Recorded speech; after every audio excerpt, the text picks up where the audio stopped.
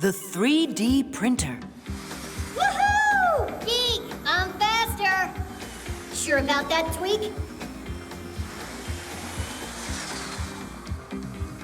Hey, how did you catch up? Tweak, we're twins, aren't we? Now we can go to school like all the other Fixies. All right, let's give this a look. So we just hit That this must be button. Professor and then it's, Eugenius. Uh-huh. And what do you think he's doing? There's your copy, colleague. It's hard to tell us apart. I am sure your class will love it. They're gonna love meeting their new classmates. Simka and Nolik and I haven't told anybody about them yet. A surprise? That's exciting. Only, shh, it's a secret, so keep it quiet. Did you hear what he called us? Yep. So let's make it a real surprise.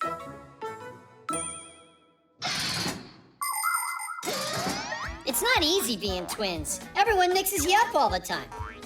Anyhow, I'm Tweak. And I'm Geek. You think we're both the same? It's not true. Tweak, he writes with his left hand and is very ticklish. And Geek grabs his stomach when he laughs. Geek loves fooling around with computers to find a bug in a program or outsmart a virus. That's his world.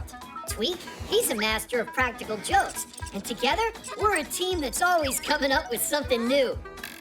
Speaking of new, Geek and I, we've never gone to Fixieschool before. It's true, Basio was homeschooling us.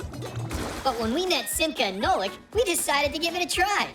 Ha! It sounds interesting. Although, I doubt we'll be here for long.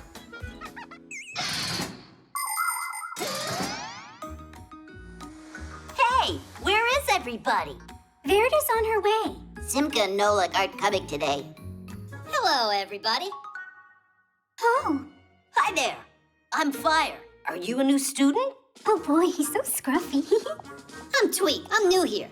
Your school looks all right. This Fixie school actually ranks at the very top. I'd be happy to show you around here. I'm Tula. Whoa, what is that? Are you telling us that you've never seen a manipulator? I've seen one now. How'd you get up there so quickly? Where? On the manipulator, wasn't it you? Ha! Me? You're joking. We saw you up there. Ah, maybe it's my copy you're talking about. What do you mean, copy? That one, you see? It's walking over there by the jars. Those are called beakers. Huh? Sure, whatever. Oh, look, another one. And another, look. That's unbelievable. How do you make them, Tweak? With one of these things, right here. With a 3D printer? That's just impossible. With the 3D printer, you can print just about any three-dimensional object. The first step is creating a computer model of the object and then loading the printing materials into the printer. Then the device figures out the rest by itself and starts, layer by layer, printing the object. With these kinds of printers, it's possible to print toys or parts needed to fix an engine or even prosthetics. But making living creatures like people or Fixies with a 3D printer is impossible. I see, you're a smarty. I'm Digit. Well, I know something that you don't. Wait a sec, I'll show you.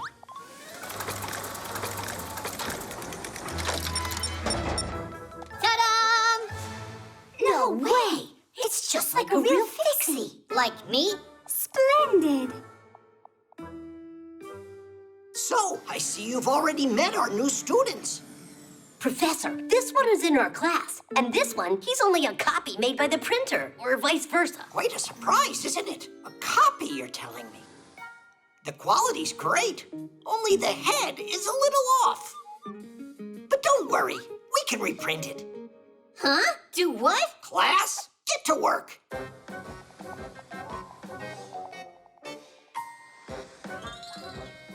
Hey, stop!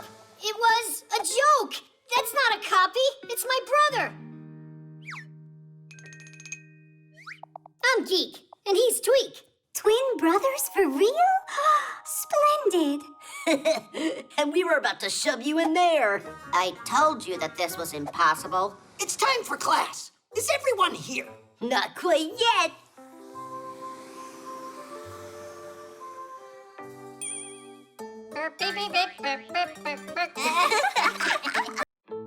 The computer.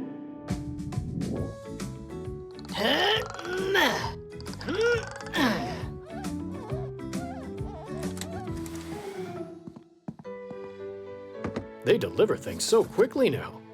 Oh, a brand new computer! What are you doing? We gotta hide. Did you forget you almost got caught yesterday? But almost doesn't count. You know what? Fly on home right now and stop arguing.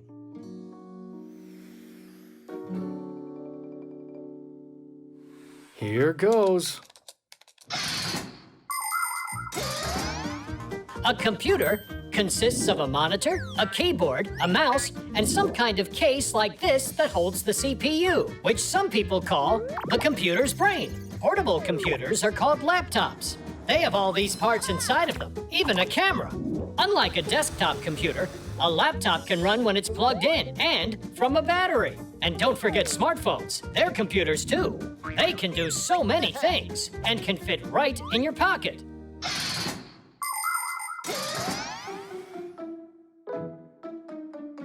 No, my Pac-A-Mat. I left my Pac-A-Mat here. Papoose, where are you? Uh-huh, I see. You're in my computer now. He's what? I need all of these programs installed, and an antivirus too. Can you do that? That's excellent. Let's fixalate to make it great. Let's fixalate? It's what my son says. It makes me laugh. Papoose is in the computer? You said you don't need me for now? All right, I won't bother you then.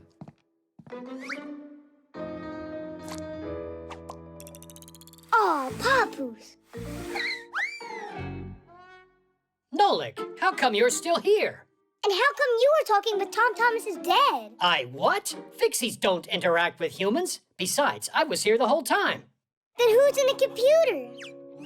Monsieur! I haven't seen her all day today. We gotta get her out of there. Uh-huh, let me look. Let's save it in here. I don't believe my eyes. Hey, what's up? Marcia? Yeah? And what's going on here? Were you just talking to him? What was I thinking? Simka! She's inside the computer. She's talking to Tom Thomas's dad. Don't say that. Come see for yourself. That girl's getting grounded. What girl? Simka, you're here. Well, yeah. Is, something wrong? There's one of us stuck in that computer and they can't get out. Look! But we're all here with you. Where is Grandpoos at? You're right. It's Grandpoos in there. That's who. Tom Thomas's dad caught him, locked him inside of there, and made him his slave. Oh. Are you certain? Quite. Grandpoos has to be rescued. Follow me. Grandpoos! What happened here? We thought they captured you and put you in that laptop. But I'm here. What are you talking about? Yes, Nolik. We don't understand what this is all about either. I just figured it out. It's not a Fixie in there. It's a remote technician. Oh, did we get fooled? Ugh. A remote technician? If you've got a broken computer, it needs to be taken to a repair shop. But if you need help downloading an update, removing a virus, or figuring out some other problem, it can be more convenient to talk to an expert that works remotely, which means from another location. The technician can help you no matter how far away you are. All that you need is a solid internet connection. Now the expert can control your computer and do whatever's needed, as if he's sitting right in front of it. For instance, he can make the computer run smoother or get a program working properly. By the way, it's not only computer technicians that are working remotely these days, but also programmers, bookkeepers, and even scientists. It really is cool, isn't it?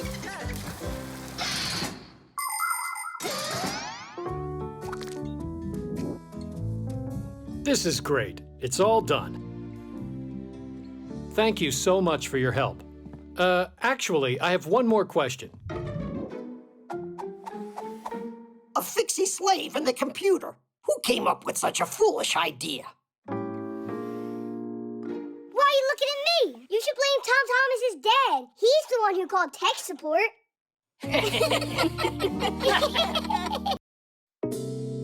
The photo editor. Good. Now turn. Give me a smile. Uh-huh. I hope I look really good in these. Stop worrying, Verda. You're in the hands of a professional. Aren't I a little pale in there? What do you mean pale? You'll look nice and green. Only I want to be striking. Is that better? Tell me how you did that. I got a cool editing program here. Taking a good picture is only part of making a great photograph. To make a photo look its best, you need to work on it.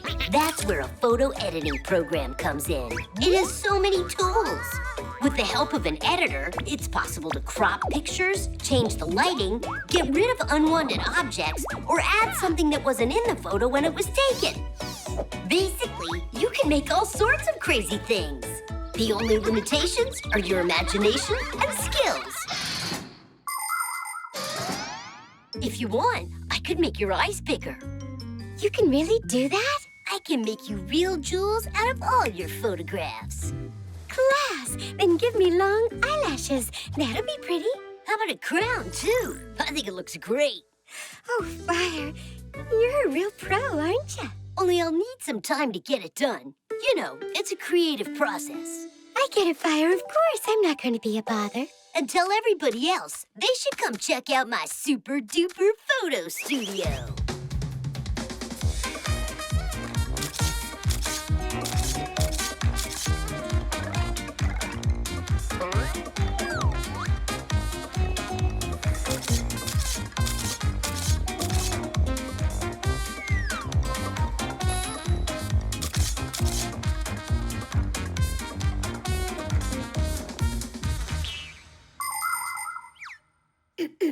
When will the photos be done?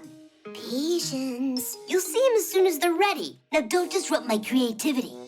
Now that's a professional artist. Well, maybe I should make them even bigger. Is that enough? No, the bigger the better. Now they'll finally say what a talent I am. No word from Fire?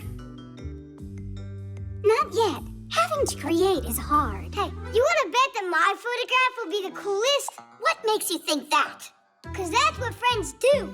But I'm the one who discovered his talent. What a braggart.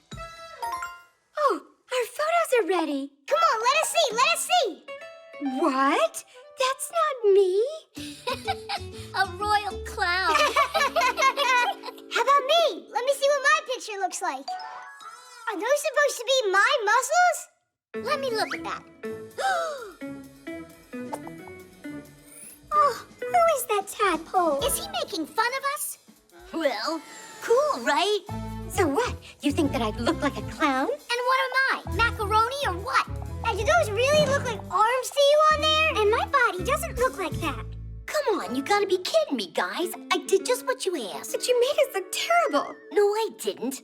I'm an artist, and that's how I see you. You know what, Mr. Artist? Don't do what you don't know how. Turn them back to what they were before. At least we'll look like us in there. I should even take off the crown?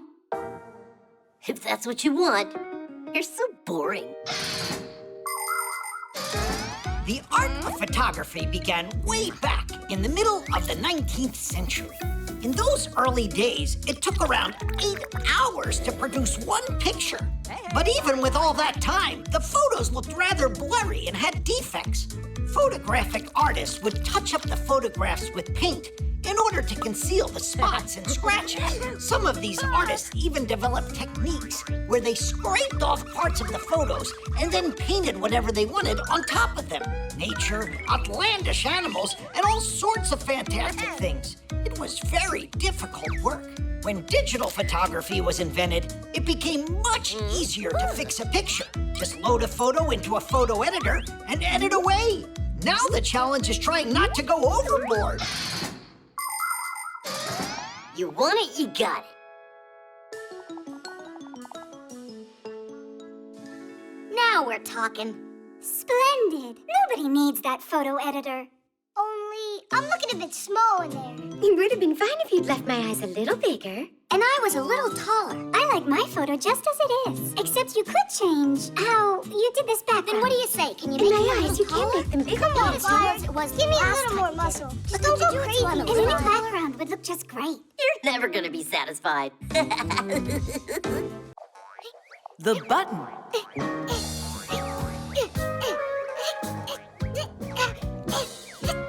So what do you think? Did Tom Thomas do all right on his test? Of course he did. Katya was there. What's it got to do with Katya? Hey, Fixies. How's it going? Great, and how was your test? Easy peasy. If it wasn't for me checking your answers, I would have managed myself. You can't even manage to say thanks. Oh, what's the big deal? You helped me once. And yesterday, who found that mistake on your spelling test? I just didn't have time to check it. And when you forgot your phone back at gym class, who brought it to you? And who tells you what homework we have all the time? I could have done all that stuff by myself. I didn't ask you to. Huh, without me around? I bet you couldn't even sew this button on. I'm so scared. Just watch me do it. I dare you. Fine. In ancient times, people stitched together their clothes with strong knots and kept them closed with sticks and thorns from different plants. The very first buttons were made out of stone, wood, shells, or gold. Really, just about anything. There was a time when the number of buttons on someone's clothes would indicate how rich that person was. As for the buttons on sleeves, first they were put on uniforms to keep soldiers from wiping their noses and mouths on them. Now we know better than to wipe our mouths on our sleeves. But nevertheless, buttons are still used today throughout the world as both a decoration and as a reliable fastener. Sewing on a button isn't very difficult, but it's very important to be careful and work properly with a needle so you don't hurt yourself.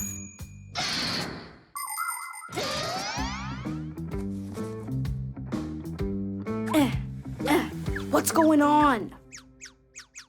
Tom Thomas, you want me to help you? Yeah, Tom Thomas. Need some help there? I'm fine.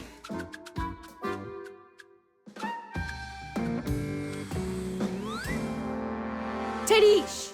You're practically finished, except for sewing the button on. You don't know how to do that.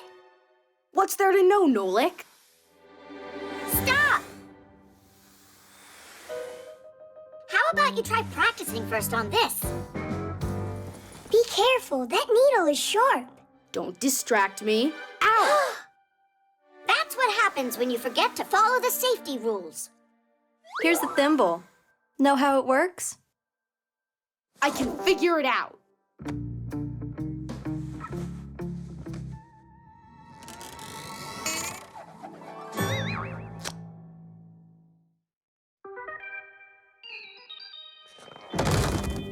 We gotta do something about this. Oh, Katya, one of the buttons on your backpack. Look, it fell off, see? It's just awful. Tom Thomas, do you have another needle?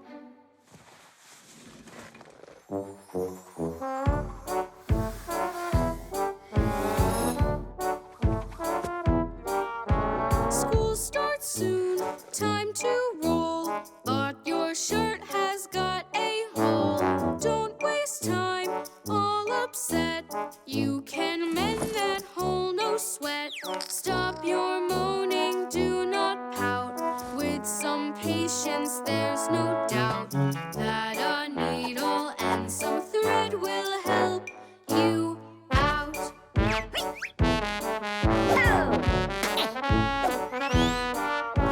Brand new coat, warm and soft, but a button just popped off. Don't waste time, all upset. You can mend that hole, no sweat. Stop your moaning, do not pout.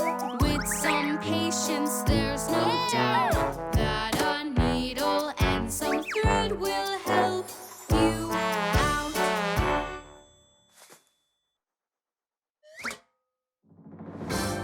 I said I'd figure it out, and you thought I couldn't do it. What? Why are you looking at me like that?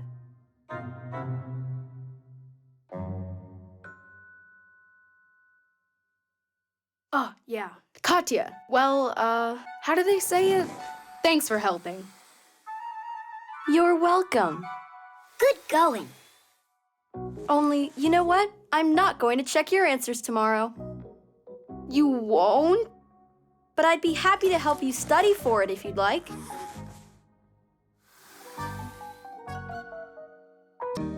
The voice assistant.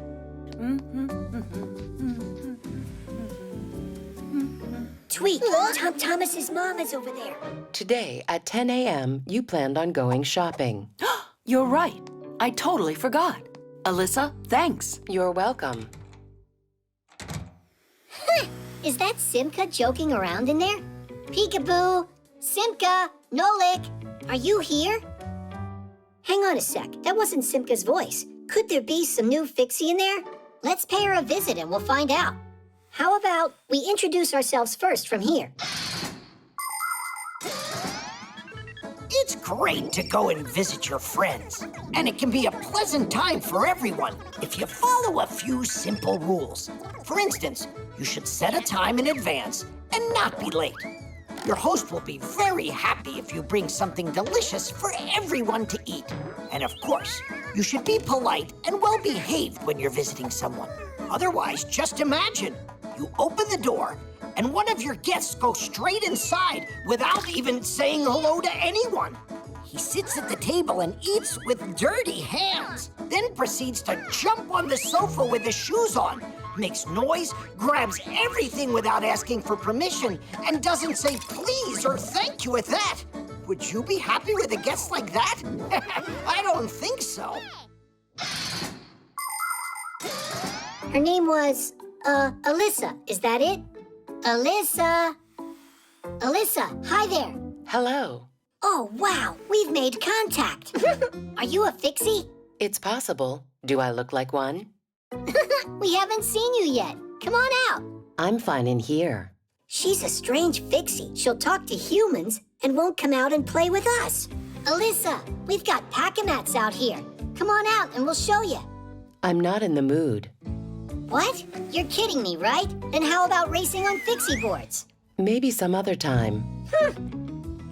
Oh, Alysa, do you like cartoons? I do. Yeah, we'll definitely get her out this time. What kind do you like? I just don't get her. Fine, we'll pick one ourselves. Turn on a cartoon about cowboys. One moment, please. Now you're in the TV? How's that possible? Hey, say something, will you? I wonder if she ran back over there. Hey, are you in here? She could have gone in the remote. Enough of the hide and seek, Alysa. Come on out.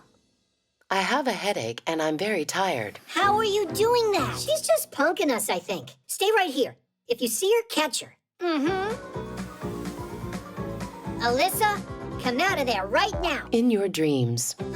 Are you mocking us, Alysa? You've got nerve. Well, I've had enough, but how can we go in uninvited?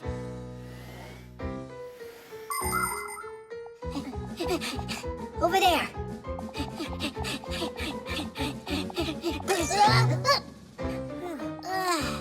She got away. The TV, let's go.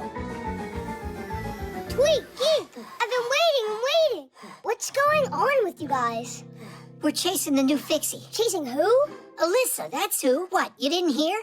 You've got a new Fixie living with you. A Fixie? Alysa is what they call their voice assistant. Who? Not a who, a what? A voice assistant is a super smart program. It's designed to work almost like a brain. It understands what you tell it and it carries out commands. Turn on a cartoon. What's the weather for today? And now, please, check on the internet how many legs a spider has. If if you feel like it, you could just talk or play with it. Voice assistants live inside of smart speakers, telephones, and televisions, and can run appliances. For instance, turn on the lights or vacuum. We're such dummies. We thought it was a live Fixie. Uh-huh. We asked her to come play. But there's tons she can do. Alyssa, turn on that ditty about the wheel. Huh. Oh no! We gotta fix this before the humans get back.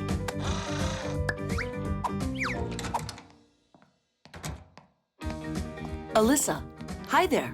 I need a good waffle recipe. Guys, faster! Alyssa. I don't know, 'cause electricity is my only food. Stop! What? Alyssa, I need a recipe. I can help you cook lots of different meals. Cool. The Autopilot. Now to the left. Now to the right. Straight forward. Tweak, has it been long since you started talking to your Fixie board? What's so funny? I'm trying to set up Autopilot on my board. Then I can fly without steering. I'll tell it where to turn, and it'll do it. You don't have to tell the board where to turn when you have Autopilot.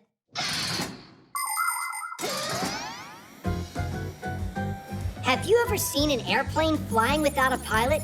A train rolling without an engineer? Or a car without a driver? It really happens. There are some vehicles that have a special system called Autopilot. If the driver wants to take a rest, he turns on the Autopilot, and the vehicle goes by itself along a route preset by the driver. That helps the driver save his strength and not get lost if the journey is too long. That was a waste. I already know about that. But you just forgot. Uh-huh. You think that you're so smart, huh? Well, smarter than you are. No way, because my head's bigger by a lot. Let's check it. All right. Ha! Pretty small head there. Let me try. How about that? Geek, you don't know how to measure. You don't either. Look! Now we can measure for real. The ruler's not gonna work. Oh! We can use that marker cap.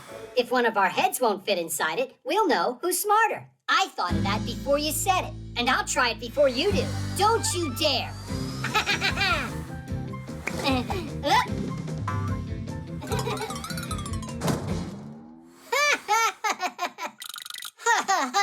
Now it's your turn.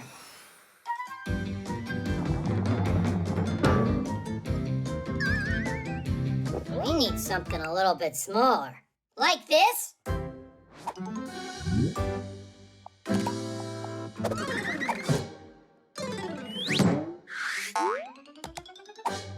My head's too big for this, but it'll be just huge on you. Come on, pull it down. There's tons of room in there. There's no way my head can get inside this thing. Ha ha! I'm the winner! No, it's not fair. You have to try again. Quit acting so silly. You know you lost big time, Geek. I'm not acting. I can't get this off. Help me out. I can try to twist it. No thanks. Any more bad ideas? Get a saw and cut it off. Is that really all that big head of yours can come up with? We should run and get help from Basia. Just brilliant. How am I supposed to run? Fine. If you don't like any of my ideas, you think of some. Fine. Here's one. I'll just get there by using my memory. It'll be like going on autopilot. No, not that way. It looks like your autopilot's a bit broken. Well then, you'll have to be my autopilot. Onward! Many machines today have become quite automatic and quite independent. And I'm not just talking about airplanes with autopilots. At factories and stores, robots have been working alongside people for many years. The most advanced space vehicles travel through space all by themselves and explore other planets. There are some robots that can draw. write poetry, and even learn to play a musical instrument. Does that mean that soon smart machines are going to replace people everywhere? That's highly unlikely, because even state-of-the-art robots lack the most important ability, imagination, as well as the ability to feel, contemplate, or dream. These are all special things that robots can't be programmed to do.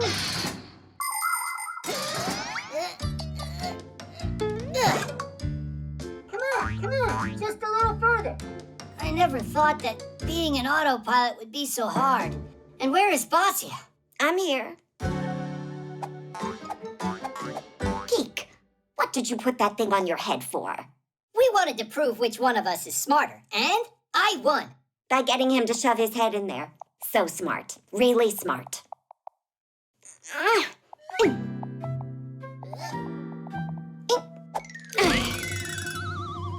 There's one thing I still don't get at all. How did you get your head in there?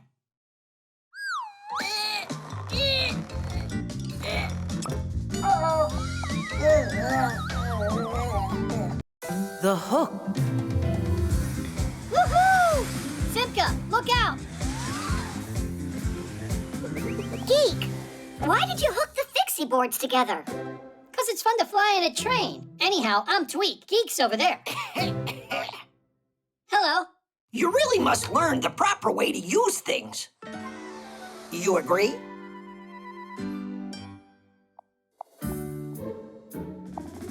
How can we do that? If you start coming to our school, you'll find out. And when can we start? Well, that depends. First, your parents and I have to meet. How about today? Good. Oh, yeah. Ah! Hooks are not something to count on. Ugh. Actually, they're counted on every single day. Hooks are not just for hanging up keys and coats. At a construction site, you can see hoisting cranes using hooks to move heavy loads. Fishermen use fish hooks, and mountain climbers use special kinds of hooks with a lock called quick links. With some yarn and a crochet hook, you can make a beautiful scarf. In the movies, pirates often have a hook instead of a hand. And that's not all. Even the beaks and claws of some birds are hooked to make it easier for them to eat and hold on to branches.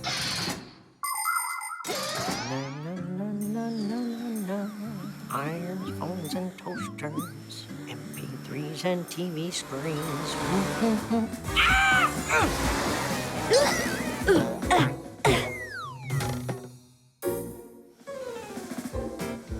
Are you all right? You've got to be kidding me. My apologies. So, how many other Fixies have you gotten with this hook? What? That isn't mine. Looking at you, one would think you're a respectable Fixie. Oh, really? Well, someone your age shouldn't be a daredevil in the air. Huh. So you're saying I'm old, is that it? Yeah, not exactly. That's enough, mister.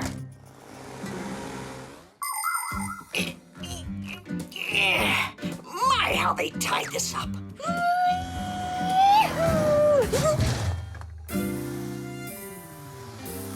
Wait a second. You again? It's you? How did you end up in here? It looks like I missed a turn. Actually, where am I? Well, you're in a laboratory. Let me guess what you're doing here. You happen to work here, right?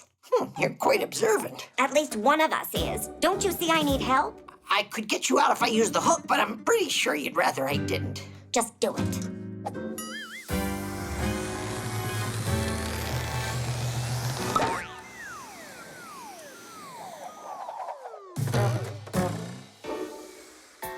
Please learn the proper way to use things now, will you? And I'm so glad to see you as well. Did you already have your meeting? With whom? You said that you needed to meet with our parents. Basia! Basia? Children?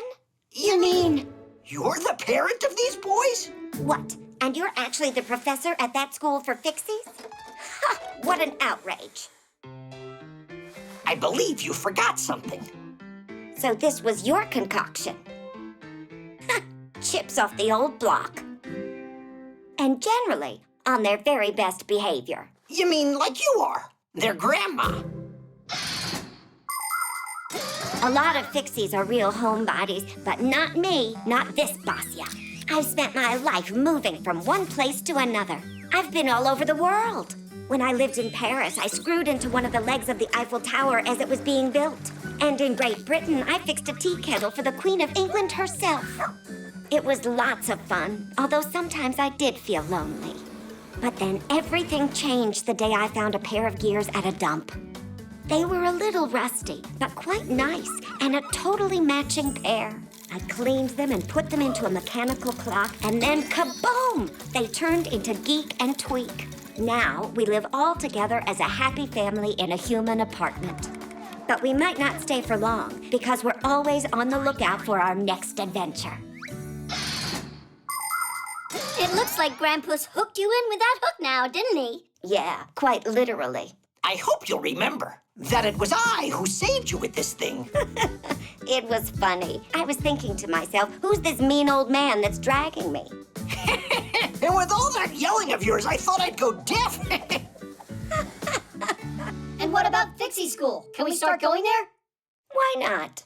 There must be a thing or two you could learn from the professor. But please, without the jokes, okay? We can't guarantee that, but we'll give it our best.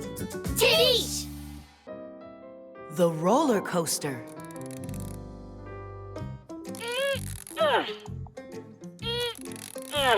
It's all done. Can we take a ride on it already? You need to tighten those up, and these a bit more. I've tightened these bolts so many times. It's a very intricate mechanism. It has to run precisely as a clock. There, is that all? It should be. Just one thing. This roller coaster must be tested first. That's what I told you. We should ride it. Not yet. Wait right here. And don't touch anything, all right?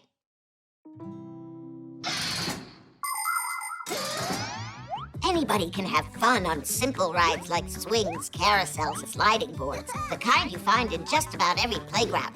But for real excitement, nothing beats the huge rides at amusement parks that can lift you up at high speed, twirl you around and around, or even send you upside down.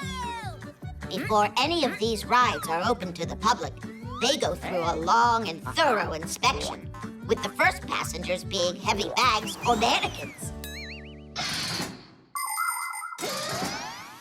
Oh, whoa! Looks like we came to the right place. Is this your roller coaster? Mine and Digit's. Hey, Digit said not to turn it on. We still have to test out this ride.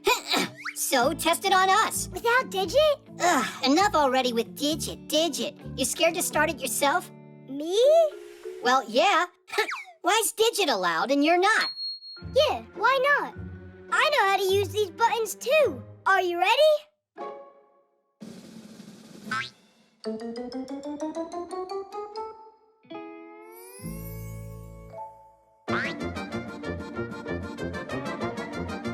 Just wait. Is that all? Yeah, guess we gotta wait for Digit. All right, let us out. How? It's enough joking around. Let us out! It's awesome! Ha, super! Huh? One more? Okay, yeah! Woohoo! You can stop it now. Hey, are you joking? It must be this one. Hit the brake! It's enough! The lever!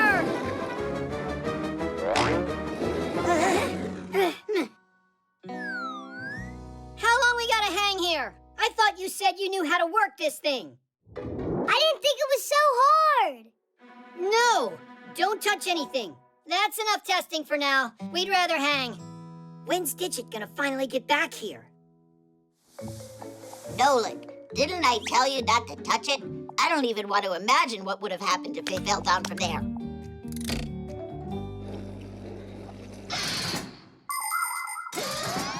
When you're going to take a ride, even a simple one, There are a few rules to follow to stay safe. On swings and merry-go-rounds, hold on to the chains or pull tightly. If you're going to go on a big ride, it's best to empty your pockets and leave your toys and phones with an adult, because at such high speeds, they can just fly off. Always make sure to check that your seatbelt is securely fastened, and under no circumstance should you unbuckle it. It's also dangerous to take food on a ride. You can choke on it and make a mess on your neighbor. Only go on rides if there's a supervisor there to run it. And it should go without saying that you should never touch anything that you're not supposed to. There you have it. Just follow these simple rules and enjoy the ride.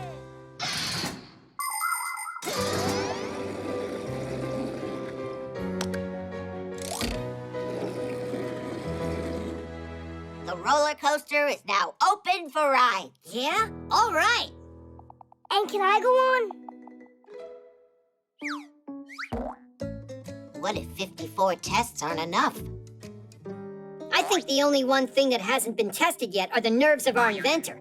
And I know just how to test them. Hey! Got him. Are you sure about this?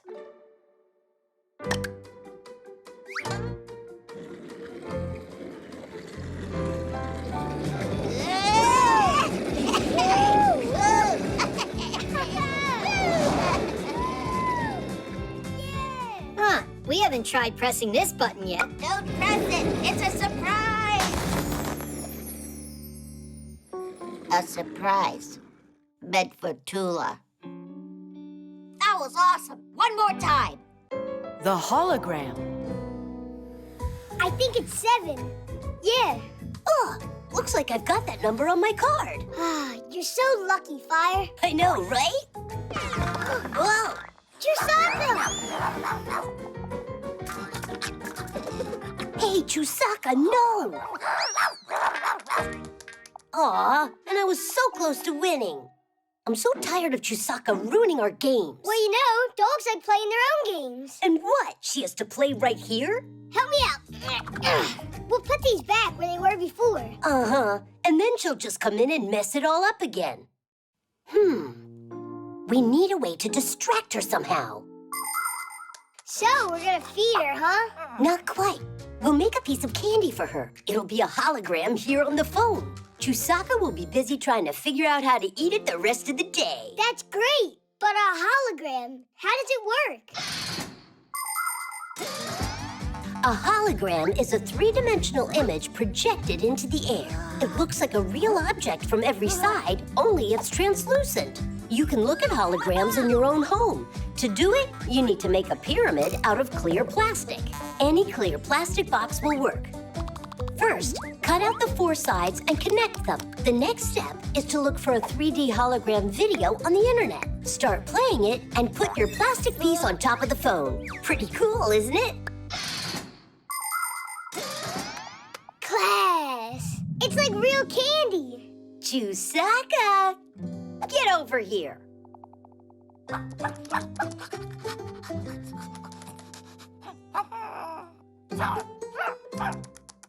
Oh well, it looks like your hologram's not interesting to her. Could it be that she just wants some different food? You're right! We forgot that she's a meat eater. It's done. Quiet.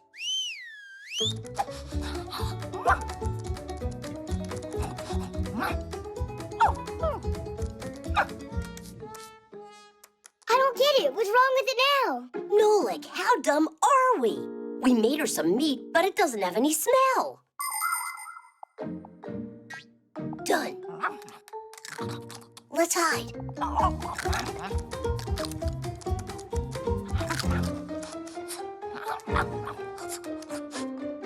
You want to go play now? Uh-huh.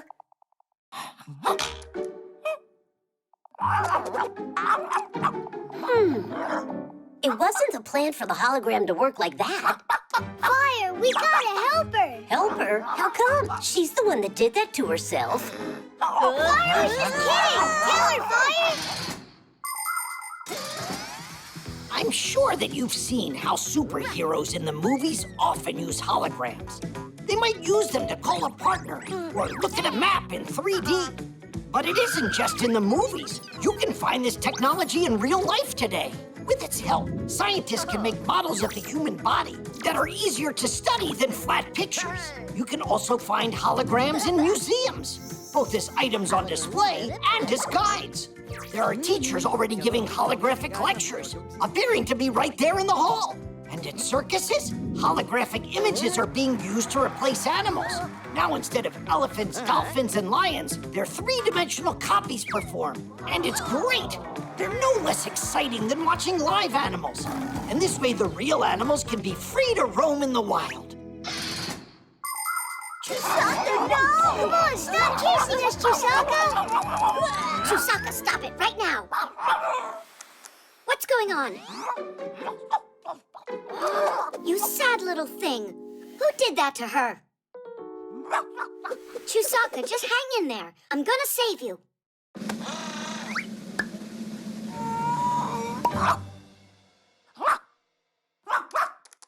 Whose idea was that? We thought Chusaka would get distracted with a hologram, but then she put her nose in there and got stuck. It was her fault. She's the one that kept getting in our way. Maybe you were getting in her way, actually. Fire! Wouldn't the table have been fine for this game? No way in the world. I am gonna play where I want. Come on, I'm sure we can work this out. So you Fixies are safe, and Chusaka has eaten. Well, let's see. 5! Bingo! Chusaka really loves that catapult game you came up with. And I love how she beat us in bingo. Just like always, best at everything. Maybe you didn't notice, Fire, but I saw you win a game today. What game was that? That scary one. That game of tag with Chusaka. 4, The bones. 5, 6, Geek, this way. 7, Hurry. 8, 9. Where should I hide? 10. All right, ready or not. Oh, Tula, what happened? You're supposed to be hiding. Digit, there's, over there. There are bones in there. For real? Real bones? They're ancient fossils. Whoa. Wow. What kind of bones are these? A mammoth. A dinosaur. Let's put them together and find out. The first thing we need to do here, find out just how old these fossils are with a device to measure the bone's age. The professor and I were planning on testing all of these bones. How does that thing work? See for yourself. This bone's 1,000,000 years old. No joke? No joke. Oh, what's the picture on there? Just a decoration? Isn't that a radiation sign? Radiation? Isn't that stuff dangerous? In small doses, it's not dangerous at all. And if you're really interested, this kind of radiation's called ionizing. Ionizing radiation, or just radiation as it is more simply called, is a powerful force. Although it can be dangerous if handled improperly, when used safely, it can be very helpful. In airports, subway, and train stations, radiation is used to inspect luggage. If someone tries to sneak their pet cat through security in a suitcase, it'll be discovered right away. And that's not all. Radiation helps detect tiny cracks invisible to engineers in airplanes and rockets. Different kinds of foods are exposed to radiation to get rid of pests and harmful bacteria. And people examine paintings with radiation. If they get lucky, it's possible to discover old sketches and writings, or even find a second masterpiece hiding under the first one. I heard radiation gives off a greenish light. Is that true? It's important to remember that radiation doesn't have color and no smell at all. Why don't we go just check the bones already? Because I am not done yet. And so, I say we do it ourselves then.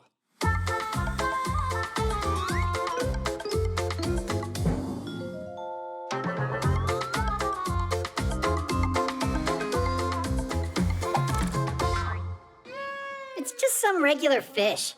Yeah, real exciting. Let's get out of here. Geek, come check this out.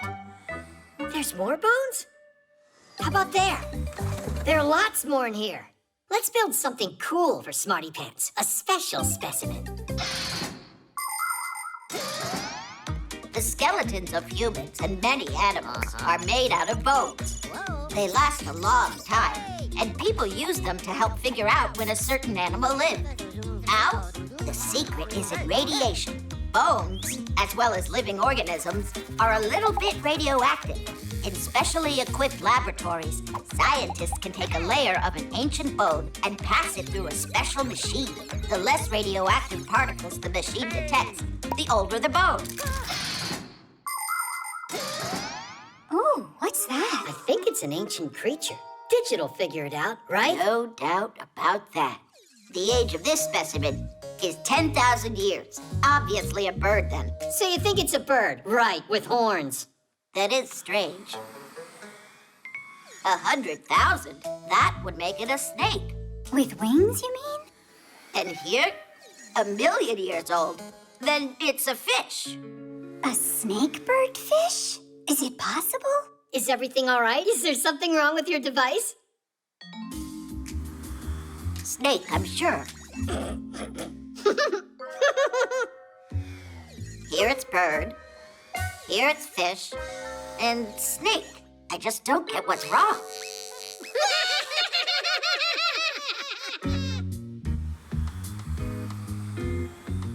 Digit. Could there be 3 skeletons in there? What do you mean, 3? Look, there are more bones in these boxes, and they're labeled snake and bird. And here is ancient fish. You played a joke on me, huh? It's not funny at all. Relax. We didn't mean to insult you. The truth is, your device was right. Not one mistake. Of course not. Radiation's a really good thing if you use it wisely and with proper care. Digit, you're so smart. By the way, you missed some important parts of my lecture. So let's start. Hey, I thought we were playing hide and seek. You're it. But, all right. Here I go. 1, 2. The secret code. Gotcha. You can't catch me! Oh, Hey, watch where you're going. the newcomers. What you hauling? Nothing. Yeah, you know, nothing special. Need help? We'll manage. Time to go. Or we won't finish our Essaprusen time. See ya. See ya. Esserpruse? Never heard of that before. What is it? Tweak and Geek are definitely up to something. Come on. Hey, what's an Esserpruse? What language is it? Any idea? I getcha. And they say you're smart. Hey, look at this. They're hauling more stuff. For the Esserpruse. And the sloot. You got it? All right, Fixies, hold on to your hats. He said salute. Do you know that word? It's nothing good, I'm sure of that. I didn't like those newcomers from the very beginning. Am I the only one who doesn't know what's going on? There is the foul den of those evil boys. We've got to stop their wicked plan, or it's gonna be the end of us. How? I don't know. You got any ideas? I need some time to think. Now is not the time for thinking, it's time for action. I will scout it out. And I? And you, Nolik, will use this to keep an eye on them and tell me what they're doing. Esperus and Sloot. Esperus. I think I know what this is. A code. If a note written in a secret code falls into the hands of a stranger by mistake, she won't be able to read it. Because instead of having words that the reader can comprehend, the note is written with symbols for letters, or with letters in a mixed-up order. To crack the code, you need a key. Not a key for a lock, but the key that was used to create the code. If you have the key, you can use it to find out what the message says and send back a secret answer using the same code.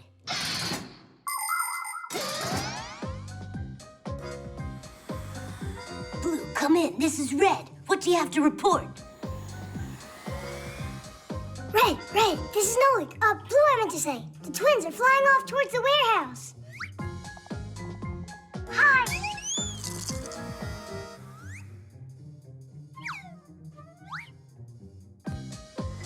Look out!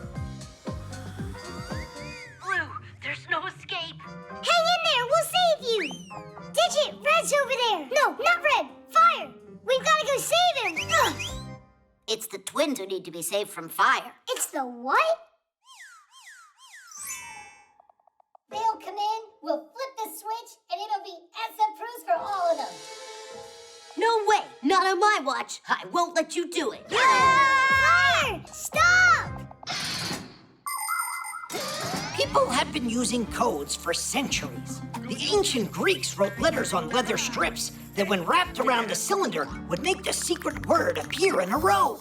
They also sent coded messages using a disc with holes and letters. The message was spelled out by threading a string through the holes of each letter in order. The message was decoded by pulling the thread out and writing down the letter the string came out of. In Italy, people created a code using pages filled with letters. When a key with spaces cut out was placed over the coded page, the message would appear in the openings. Today, computers use numbers for encoding information. It takes a chain of numbers this long to code the word Tadish. The science that studies the history and techniques of secret codes is called cryptology.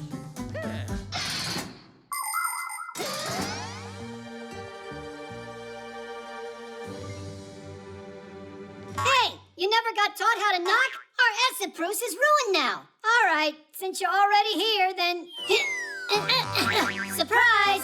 Look at this. Where's the Essa-Prus? Look. Essa-Prus is just surprise, backwards. It's a secret code. We didn't want you to find out about it ahead of time. Come on up here, quick!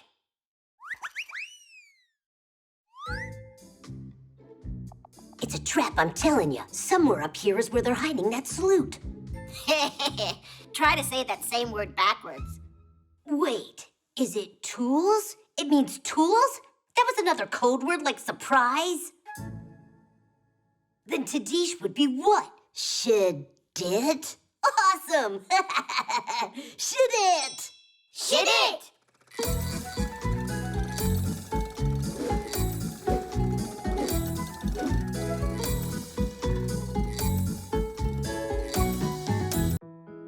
The headphones. Hi there, Tom Thomas. Bye there. You're not a friend of mine anymore. What? What did I do? Huh? Nolik? Hi there. You just said that I'm not your friend anymore. I said that to Johnny. I asked him to help me on my spelling test, to give me the answers through my headphones, but he said I just need to study. Wow, your new headphones. They're cool. Simka would love these. Hey, Nolik, do you think that you could help me out here? Of course I'll help you out. So what do you say? How do I get through the test tomorrow? You could say you forgot how to write with a pen. Come on. People learned how to write a very long time ago. One of the first to do so were the Sumerians. They used a special stick with a wedge-shaped tip to press characters onto clay tablets. This kind of writing is called cuneiform, which means wedge-shaped. How do we know what the author wanted to say? Scientists had to rack their brains to figure it out. In ancient China and Egypt, people invented hieroglyphics, where one symbol stands for a whole word. They're still used today. And of course, we can hardly imagine our world without the alphabet. Each symbol is called a letter, and these letters can be used to form words. There are a few dozen alphabets in the world and more than 7,000 languages. Although I think these days, instead of typing letters, people prefer to type emojis. How am I gonna pass? There's no time to learn all this. That's a shame. Sorry, but I don't know how to help. Hey, Nolik, I got it. You can read me the answers. Can I? Spell snowball. Not like that. I need you to spell the words in here. You mean go inside the headphones? No, you just gotta call me. You know, like from somewhere else. Like the TV. To test the connection. Ah, I get it. Let's go? Yeah. Great. Cucumber, basketball, artichoke. Hey, stop. You gotta go slower. Absolutely. What absolutely? Will you tell me the next word? That's what I'm trying to do. Absolutely. Then tell me it, Nolik. Absolutely. Ah, with an O or an A? Where? Give me another word. Crook. Crook? Rook with a B. Is it possible to speak clear and louder? Excavator. Don't yell. Someone will hear you. You're the one who said loudly, excavator. Escalator? Vader. Like Darth Vader? You said escalator. Not escalator, it's excavator. Hello. Why did you hang up the phone like that? Because I couldn't figure out a single thing that you said. Of course not. Your headphones are obviously broken. They are not. You just don't know how to spell. I'm telling you, these headphones are broken. But I'll fix them for you. Thomas, you can be funny, you know. How can your headphones work if they don't have wires attached to them?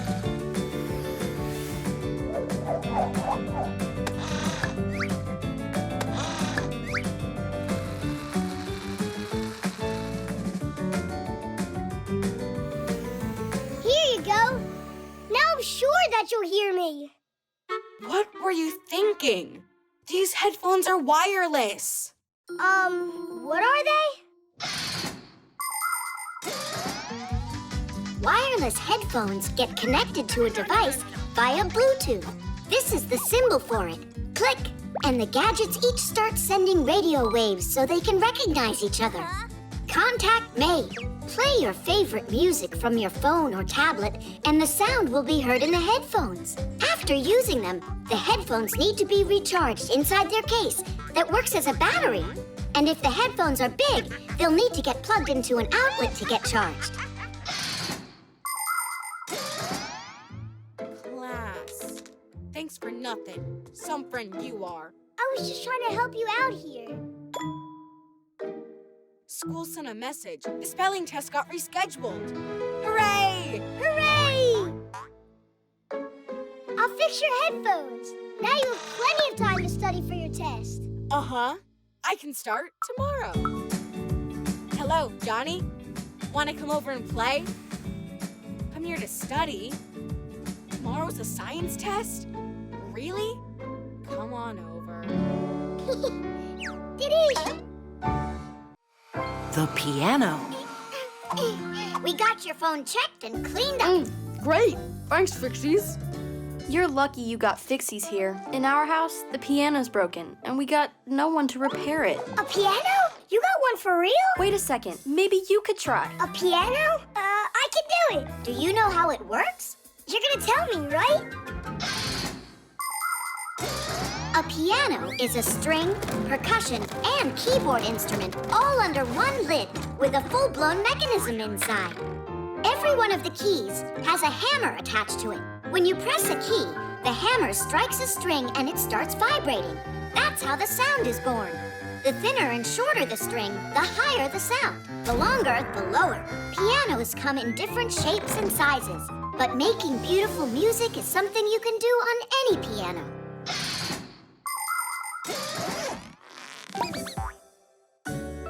Your room is beautiful. So, where's the piano in here? You're standing on it, Nolik. Really? I thought it would be huge. And where are those little hammers? There are no hammers. It's electric. There's no sound either. I'll go in and check.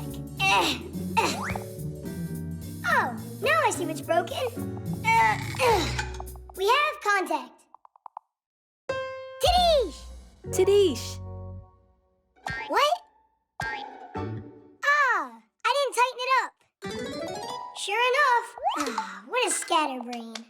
Yoo-hoo! Who are you? Who are you? This is my home. I want to know what you're doing inside here. Tightening the screw. Who asked you to do that? Katya. That human girl that lives here? Right, very funny. I'm friends with that human. Hey, let go of that. No way in the world. Hey, are you all right there? Did you bang yourself hard? Yeah, so hard I'm seeing double. What's your name, dude? Nolik. Sure it's not Speck? I'm joking. I'm Tweak.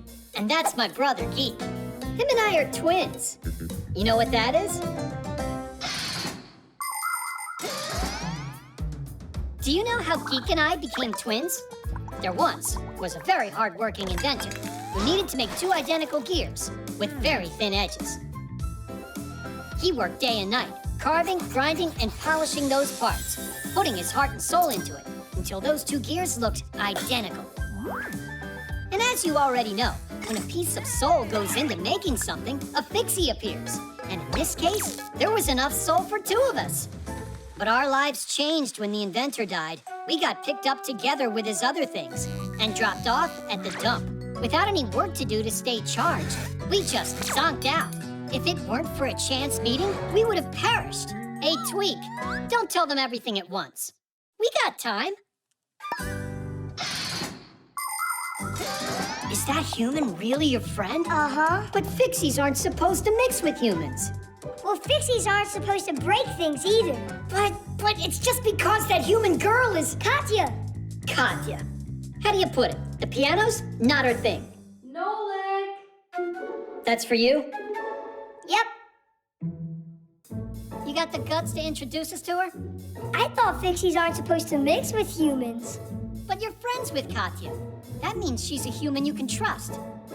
First comes the piano. Well, we warned you, Nolik. Are you all done? Turn it on! Oh no, here we go again. They take care of our machines. Irons, buttons, and toasters. 3s and TV screens. Katya, even stop! How come? You don't like it? That's not it. It's good. And a really good song. And super loud. Only you don't want to scare all the Fixies off, do you? Scare what Fixies off? This is Tweak, and this is Geek. Not quite. My name's Tweak, and mine's Geek. Ah! We've got Fixies living here. Shh.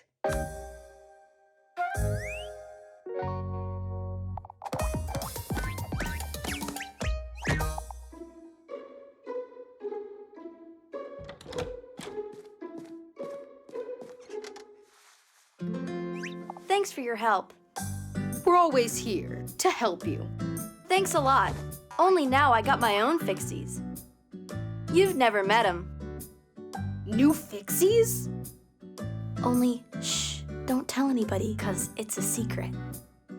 Saving energy. So, now you know how important it is to save energy. Yes, there we go. Your lesson is over, and you're free to leave now. Nolik, where are you going? It's our chore day. I can't help you. I'm doing something else. How interesting. And what is that? I gotta save a bunch of energy. Oh. Save what? Did you forget what Grandpa's told us? Modern appliances are designed to save energy.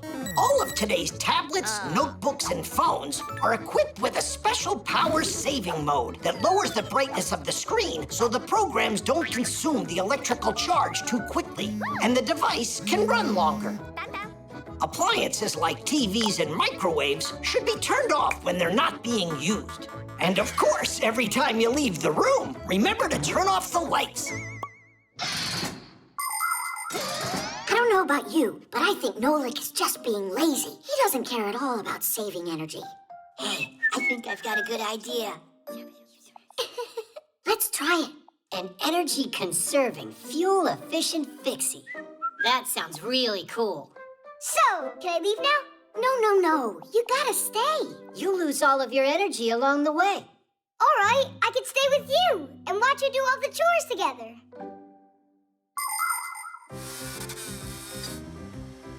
Simka, it's still dirty over here by the fan. And what would we have done without your valuable advice here? Guys, can you be more careful? Look, it's dirty. And all that yapping? Uses lots of energy too, you know. That looks hard. Why are you trying to lift it up? Why don't you tilt it? To the side. No, the other one. I'm so glad that at least one of us is saving his energy. done. You're really a good team, you guys. Next, that corner could use some cleaning. Will you help us, Nolik? Nah, I haven't saved enough energy yet.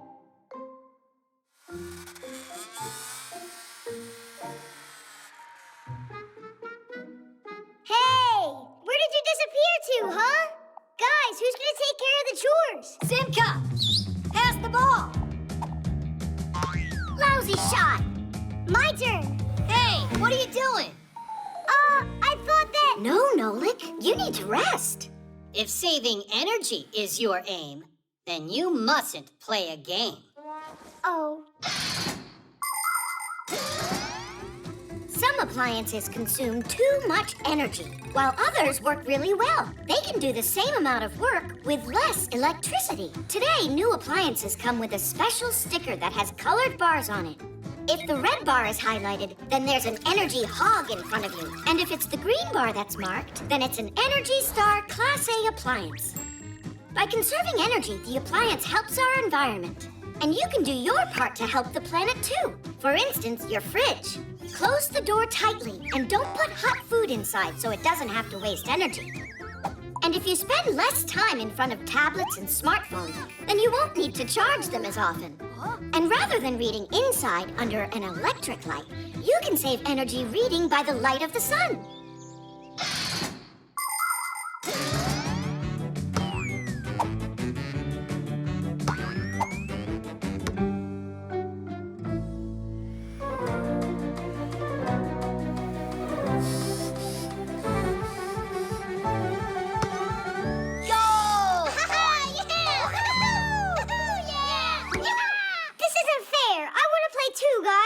Want to play? What about conserving energy? I've conserved a lot of energy. It's true. A ton. Catch it, Geek. Tweak, here. Hey, play the game. Come on. Don't you think maybe it's our turn, to conserve a little energy too? And what do you want me to do? Play by myself? I know a great way that you can apply all of that stored power that you have. Nolik, make sure that you clean it well. There's still some dirt over there. To your right. And what would you have done without our valuable advice here? How about you help me out? Some other time. Because today we're Energy-saving, fuel-efficient Fixies. The trampoline.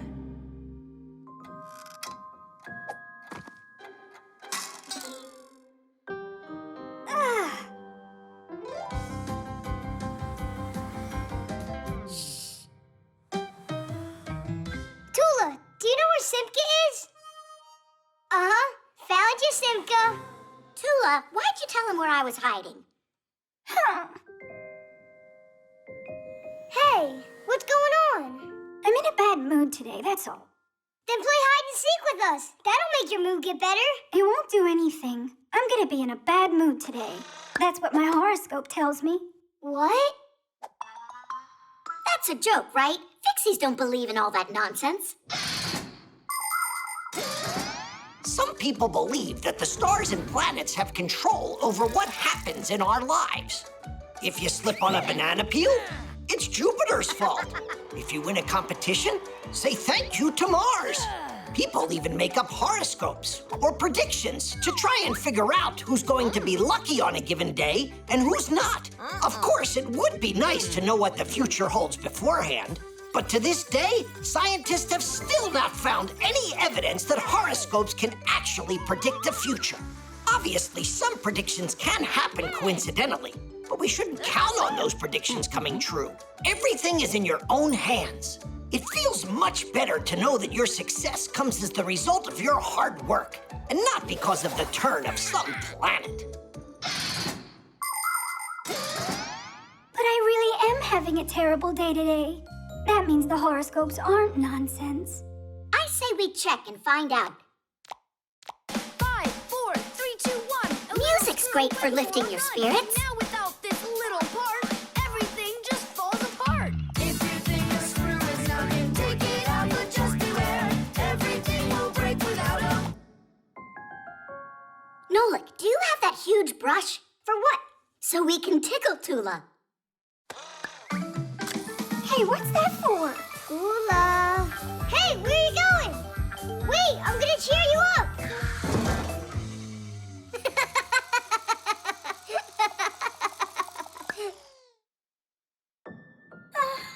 How about we make her a fun house?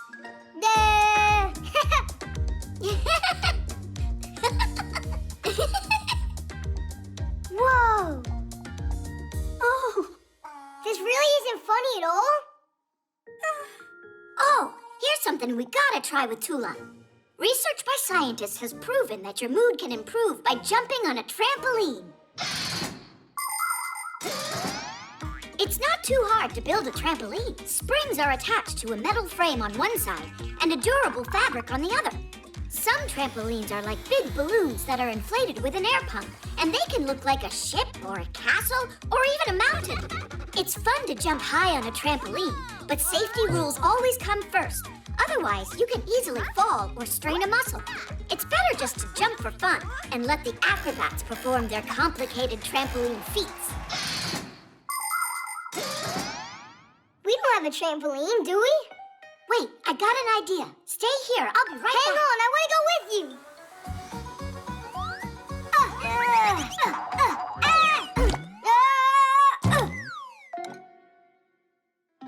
It might work.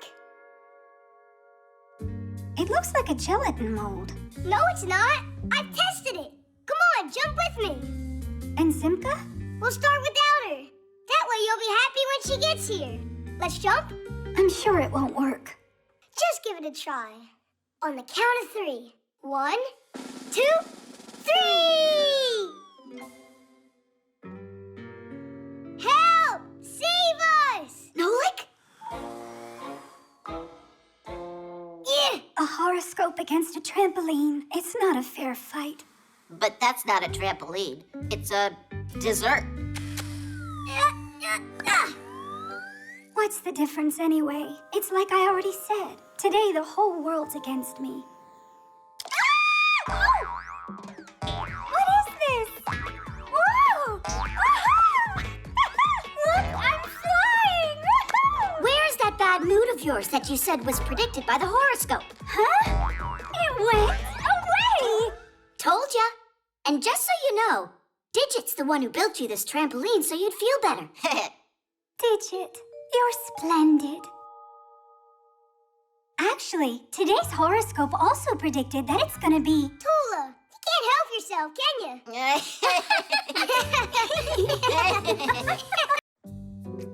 The sneakers.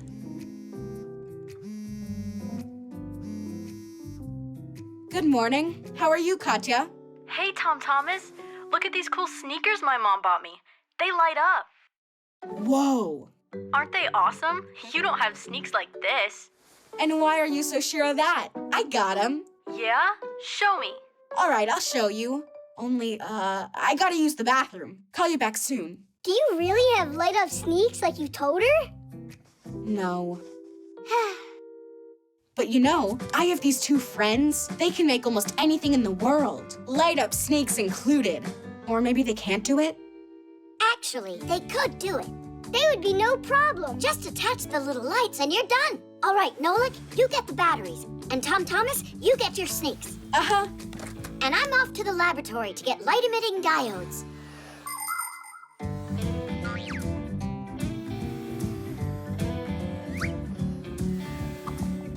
Oh, wow. The soles on these are cool.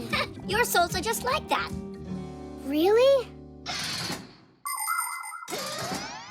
The soles of sneakers are made out of a special material that is very springy, or scientifically speaking, shock absorbing. That's why if you walk in sneaks for a long time, or run or jump, your back and legs won't get tired. The bottom of the sole is never smooth. It has a lot of bumps and pits, or even spikes, so you won't slip on grass. Sneakers also have little holes or mesh, so your feet don't get too hot and sweaty.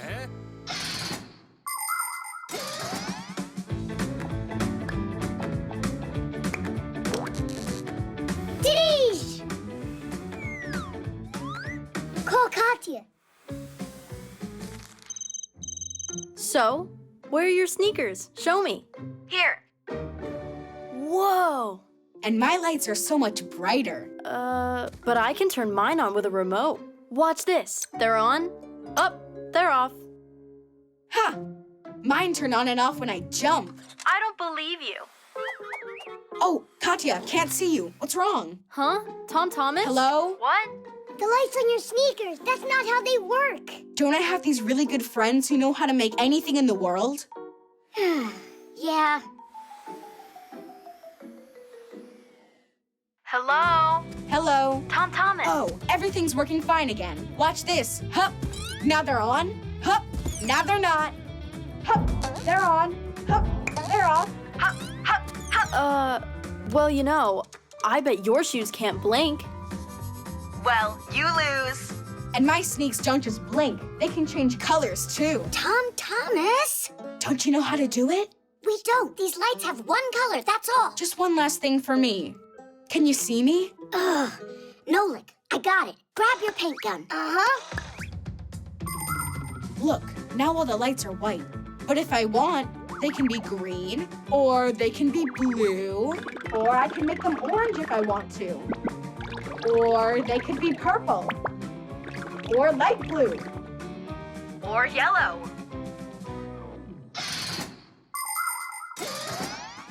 Do you know why little light-emitting diodes are able to burn so brightly? The secret to this wonderful invention is a special multi-layered chip located inside the diode that conducts electricity. These chips are made from thin, round wafers that get many layers added to them. The wafers are then cut into thousands of tiny square pieces, the chips. These chips have atoms with electrons that travel around the nucleus. The electrons are able to transport electricity. When electricity's run through the chip, the electrons get pumped up and immediately start jumping from their places, leaving little traces behind them. When another electron bounces into those empty places, it lets off a little flash called a photon. And these photons, they're the light coming out of the diode.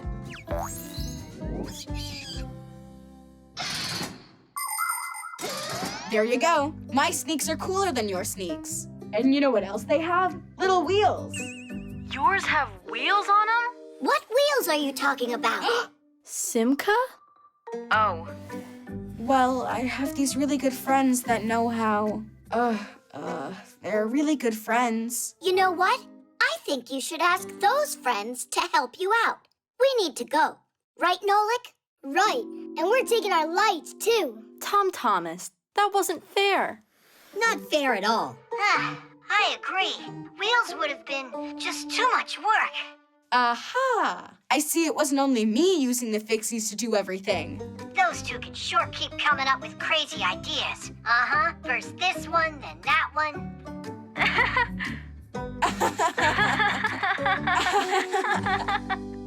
The present. It's mine. Let it go. No way in the world. Tweak, Geek, are you coming or what? Do you still need our help with the notebook or not? We can't do it now. What's gotten into you? Nothing got into us. Something came to us. We found the present. It's for me. No, for me. Huh.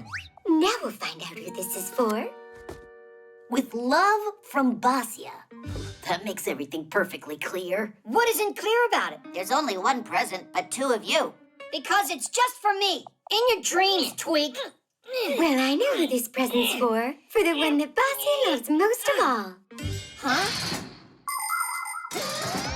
The very first presents were amulets. People gave them to each other for good luck. Rulers would give gold, spices, and fur to the neighboring tribes as a token of friendship. Sometimes an entire nation would do the same, like when the Statue of Liberty was given to America by the people of France. Today, there are other kinds of presents to give. For instance, a day at an amusement park, or a ticket to the theater or the movies, because experiences can be presents too. And how do we find out which one of us she likes most of all? Parents like kids who have good smarts. Well, that answer's obvious. Why don't we confirm it?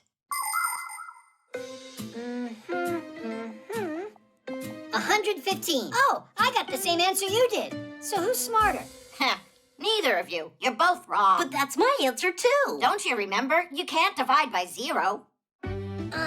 Digit, you're so boring. Parents like strong kids, athletic.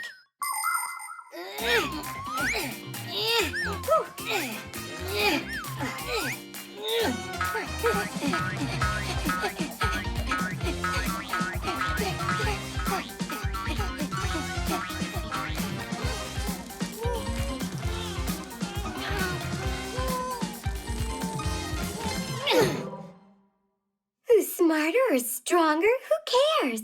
Parents really love whoever is the prettiest. Really? So which of us do you think is the prettiest?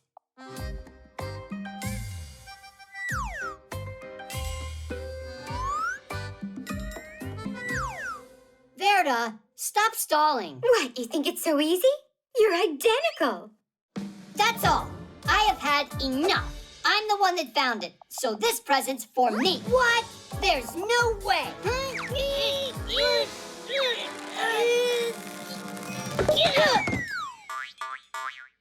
Lipstick? Who's it for, if I may ask? For the one of them that's the prettiest. I guess that this was meant for you. I don't think so, Tweak. It must be yours, not mine. Just take it. Hey, you're the one who found it first. Found what? Basia? You know, we happened to find your present. It was by chance, only we don't understand. Why do we need this lipstick? And who said that that's your present? Who else would you give it to? I gave this present to myself with all my heart. Huh? Well, today is my birthday after all. Did you forget about it? It's easy to bring some joy to your mom, grandmom, or sister on their birthdays. And you don't need to buy anything to do it. You can make a present all by yourself. For example, you can make a rose like this out of a paper napkin. First, you need to unfold it. Now, fold one side toward the center, but not all the way. And wrap the paper around 2 of your fingers. That will give you a cylinder. If you squeeze it, it will look like a flower bud. All that's left to do is tightly roll the second half of the napkin. That will be the stem.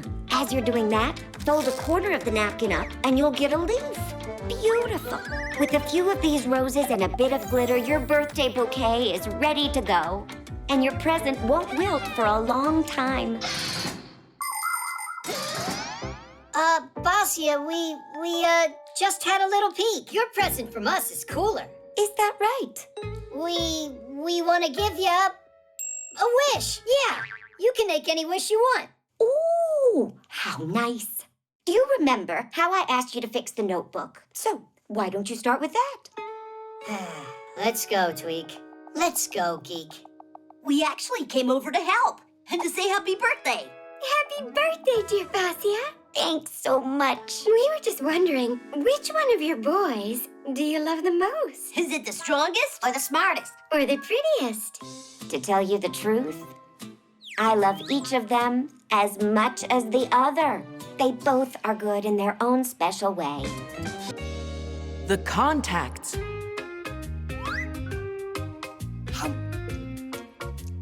Shh, Mom's about to stream her broadcast. A live show? Does that mean I'll be on it?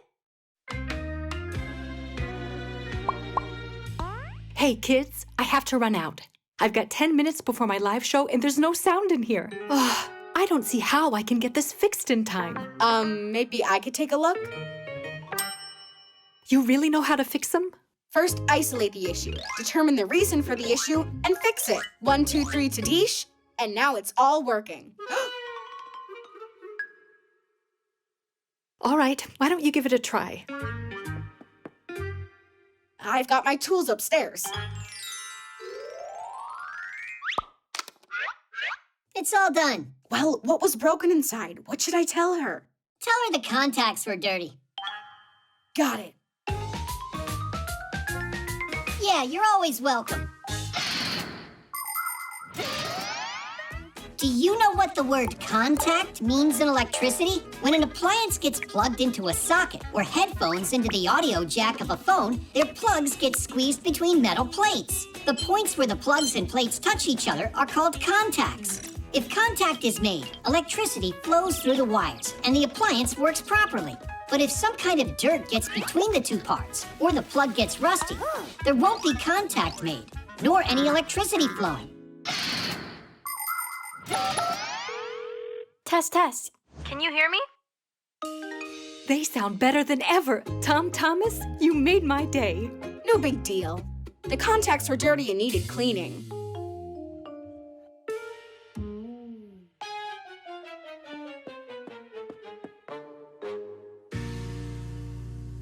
Now what's wrong with this? Let me take a look. I'll fix it for you. All done. A dirty contact. Aha! I'm a master. You're a braggart, that's what. I'm trying to help your mom out. Or would you rather her show gets canceled? Thanks so much, Fixies. Katya, why have you kept this secret? Those are golden hands you've got. That was nothing at all. At home, I always fix things. Like our laptop, our dishwasher. The pack-a-mat. The pack-a-mat.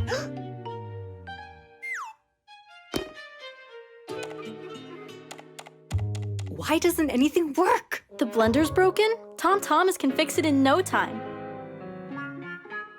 But electrical appliances can be dangerous for kids. Of course he'll have to unplug it first. I can't do it in front of you. I'll get nervous.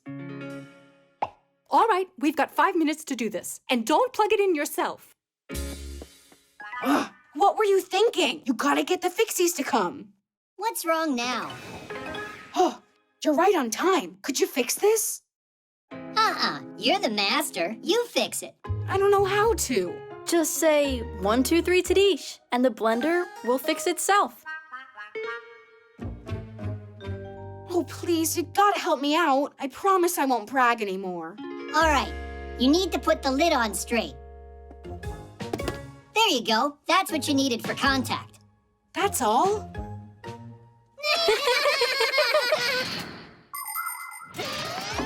Many smart appliances have safety features designed with children and forgetful adults in mind.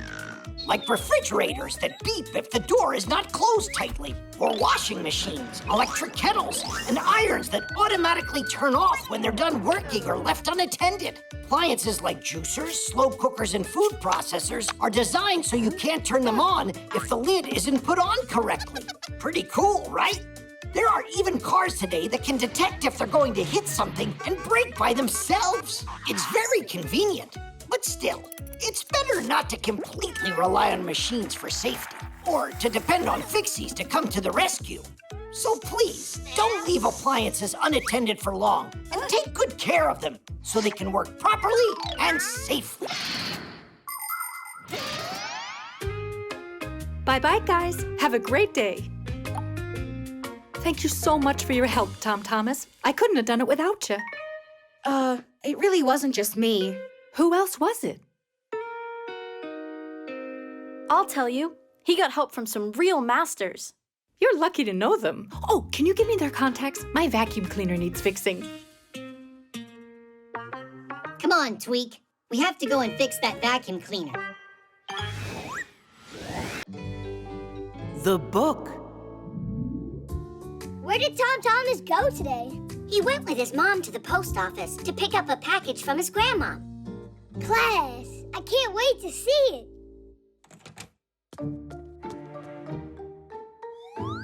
Well, what did your grandmom send you? It's the #1 coolest present. Did you really get a pack-a-mat? What? I'm allowed to dream, right? I wish it was a pack-a-mat. It's a book. Oh, wow! That's Treasure Island. What's the difference? I think books are as boring as it gets. I agree. Guys, come on! Inside of this book are really cool adventures. What are you talking about? Inside that book are letters.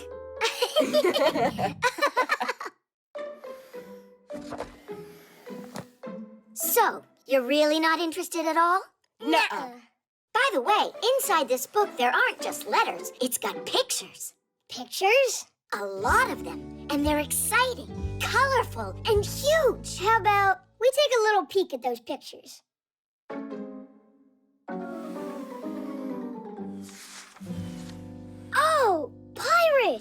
Uh-huh, a gang of them. Simka, help me out. Whoa, check out that skull. What's going on here? Well, if we want to find out, we'll have to read it. Will you read it to us? All right. Having taken a hold of the map, the pirates set off to find the stolen treasure. And they walked on and on. The road was winding and went up and down. Finally, that very pine appeared in the distance. It towered almost 200 feet above the thicket. Sensing that the treasure was close, the pirates rushed forward. Even Silver hopped along on his peg leg. After a moment, everyone was standing at a huge pit. It was dug a long time ago. Its edges were already crumbling and grass was growing at its bottom. There were old boards from boxes lying around, but there was no chest filled with untold riches. Someone had already been there and stolen the treasure right out from under the noses of the pirates. 700,000 pounds had disappeared. So what happened after that? Yeah, who stole the treasure from there? Read it. Read it? But reading's boring, you said. Huh. Then don't read. I don't care. Me neither.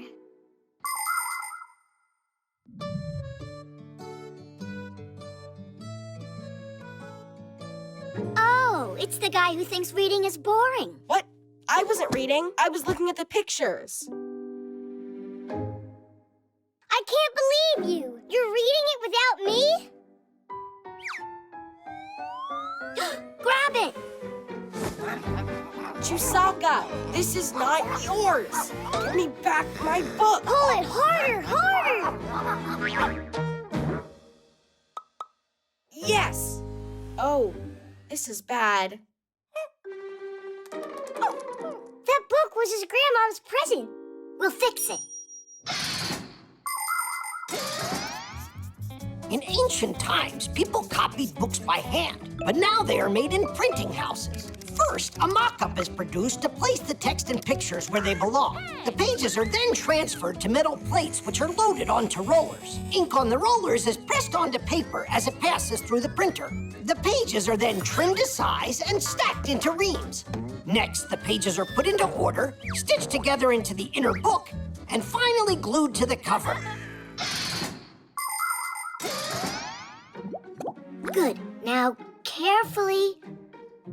Great job. So now can you read the book to me? I think it's someone's time to go to bed right now. Just a little more, okay? So, it's not boring then? It's not. Tom Thomas, were you reading? Mom, Treasure Island is really great. You were right. It's the #1 coolest present. I am so glad you like it. But why don't you continue reading tomorrow? Now it's time for bed. All right. You've managed to wear it out already. Well, me and Chusaka, we were fighting over the book. I think she also wanted to read it.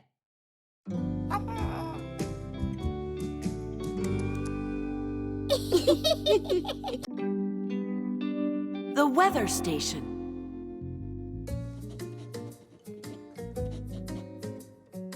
So what's the word? Did you finish your homework yet? Uh-huh. Way to go! So now you'll finish drawing us, yeah? I don't know. Katya. Let's go outside. Finally, we have some nice weather. Our weather station says it'll be sunny for the rest of the day. What weather station? Our new home one. I just bought it yesterday. Come on, I'll show you.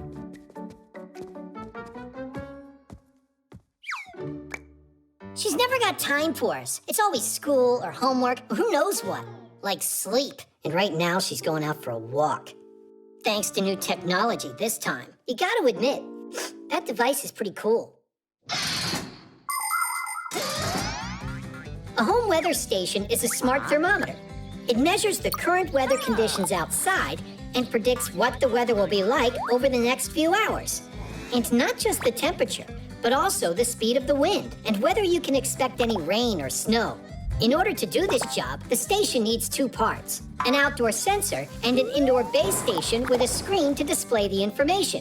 Many of today's weather stations can also send this information to your smartphone. Told ya, it's a great gadget. I'll shoot a review after our walk. Uh-huh. I'll go get ready.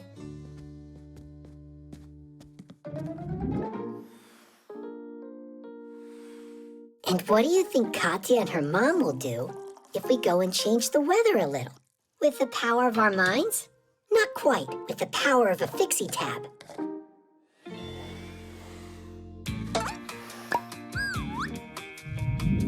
Time for a little magic.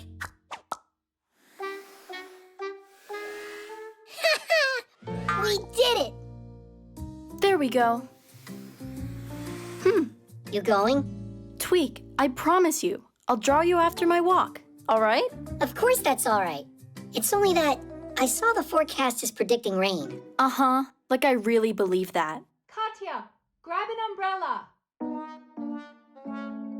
The forecast just changed, but that's not a big deal, right?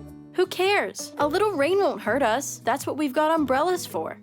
Actually, I forget where I saw it last. Will you help me find it? All right. What are you going to say now? It's here. What? Mom, check it out. Wow, did it get colder? Let's grab our scarves. Geek, let me do it.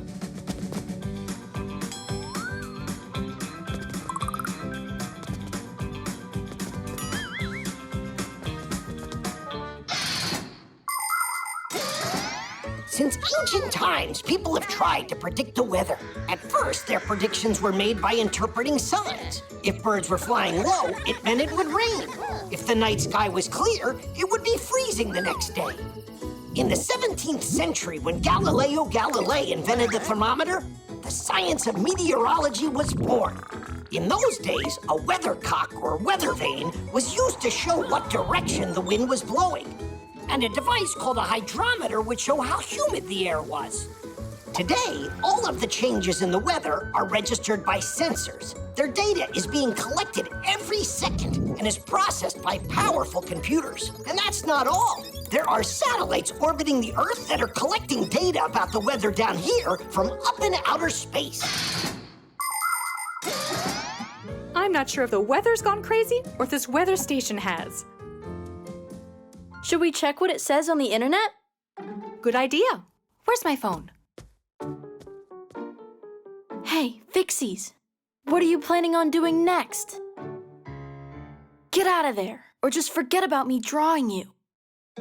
What else could we do to keep you at home? Stop your sulking. I can draw an extra picture of you after my walk. Yeah, Tadish. But only if you fix the weather station you broke. What do you mean? We didn't break it. So you two, peace? Peace.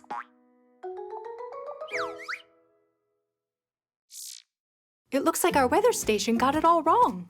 I just made peace with it. It needed a restart. Now it's working fine. What a smart girl you are. Then let's go before the weather changes again.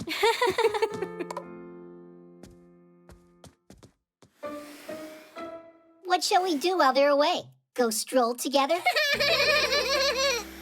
Hey, look, Tweak. Now it's really showing rain. And they forgot to take umbrellas. That's why the forecast must have changed. If you forget your umbrella, count on getting rained on. The eraser. Nolik, did you get your homework done? Uh-huh. Then what is it that won't let electricity pass? An electrician? Maybe I won't get called on. Maybe I can cast you a spell for good luck. I wish I had a good luck charm that could protect against getting bad marks. If you would just do your homework, you wouldn't need to depend on magic. Simka, wait a sec. For my tests, I use this lucky charm a lot. That's an eraser. But a special one. It helped me get A's on my last few tests. Tom Thomas, please let me use it, just for one day. You? Well, I don't know.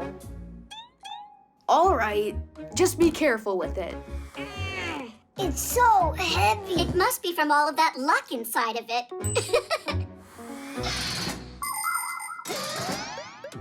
Since long ago, there are many people who believe that charms can bring good luck to them and protect them from all sorts of problems. Their charms can be any ordinary object, like a looking glass, a pen, or a doll. There are other people who believe that stones, feathers, or animal fangs can have magic properties. In ancient times, even a handful of sand could be regarded as a lucky charm. Before going on a trip, travelers poured it into their pockets in order to ensure their safe return home. Yes, stories about the magical powers of objects sound appealing, but so far, scientists have not been able to confirm any of them. That's why it's important to remember that you won't solve your problems with the power of a lucky charm, but rather with the power of your own mind.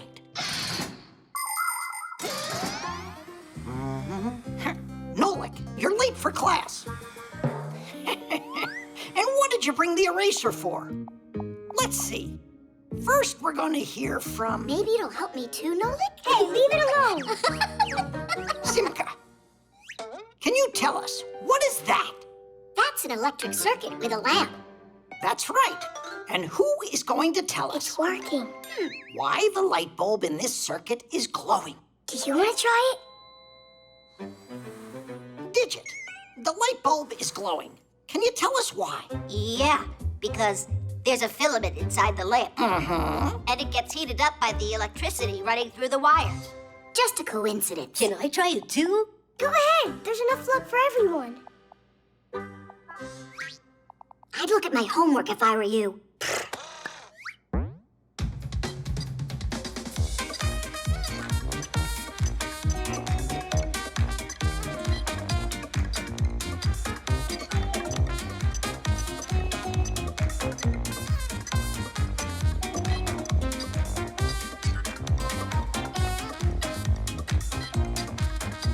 Nolik, what's going on with you today?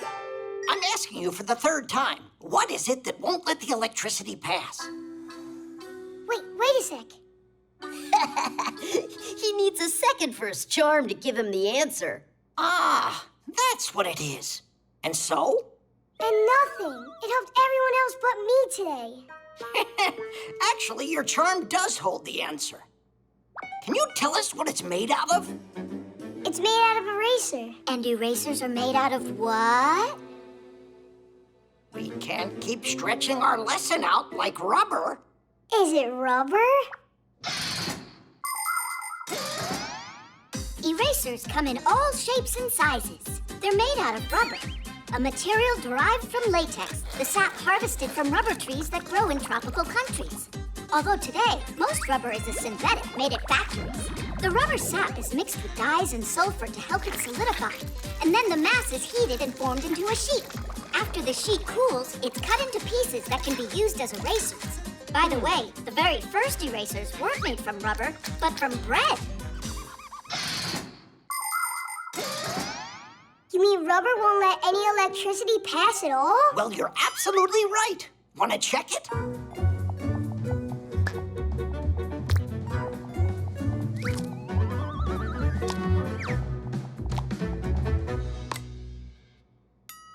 It really works! It doesn't work! Well done, Nolik.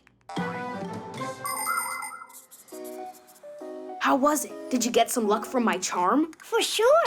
You're kidding, right? I was just joking. It's just a plain old eraser. No, not at all. I got an A using it at school today. But I know I'll be even luckier if I do my schoolwork. Are you sure? 'Cause Tom Thomas might have another one of those good luck charms around here. Trash.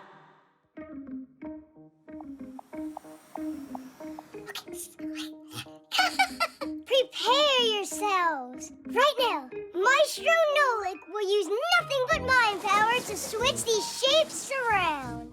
Yay! Abracadabra! Alika! Achoo! Maestro, you appear to have grown a third hand. Teddy! Splendid. Bravo, Maestro. Bravo. Let's go to the laboratory. Something really cool's about to start there. Wait, I'm not done. I have some more tricks for you.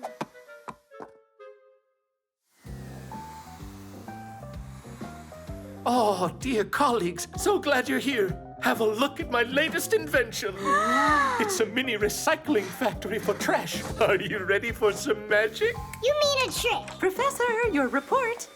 Oh, there's so much trash in here. Professor Eugenius, why don't I throw it out? Stop out of this trash, as you call it, Alysa. We can create wondrous new things. Again, you've made a mess in here.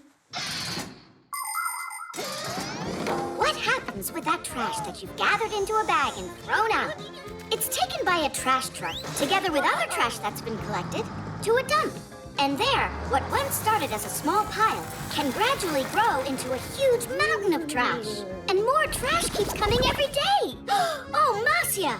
To stop trash from threatening the lives of every living thing, it needs to be recycled. Everybody's help is important here, from the world's big humans to us little Fixies. All right, let's begin. Throw the old cans in there. Into here? Into there. Into here. Mm-hmm.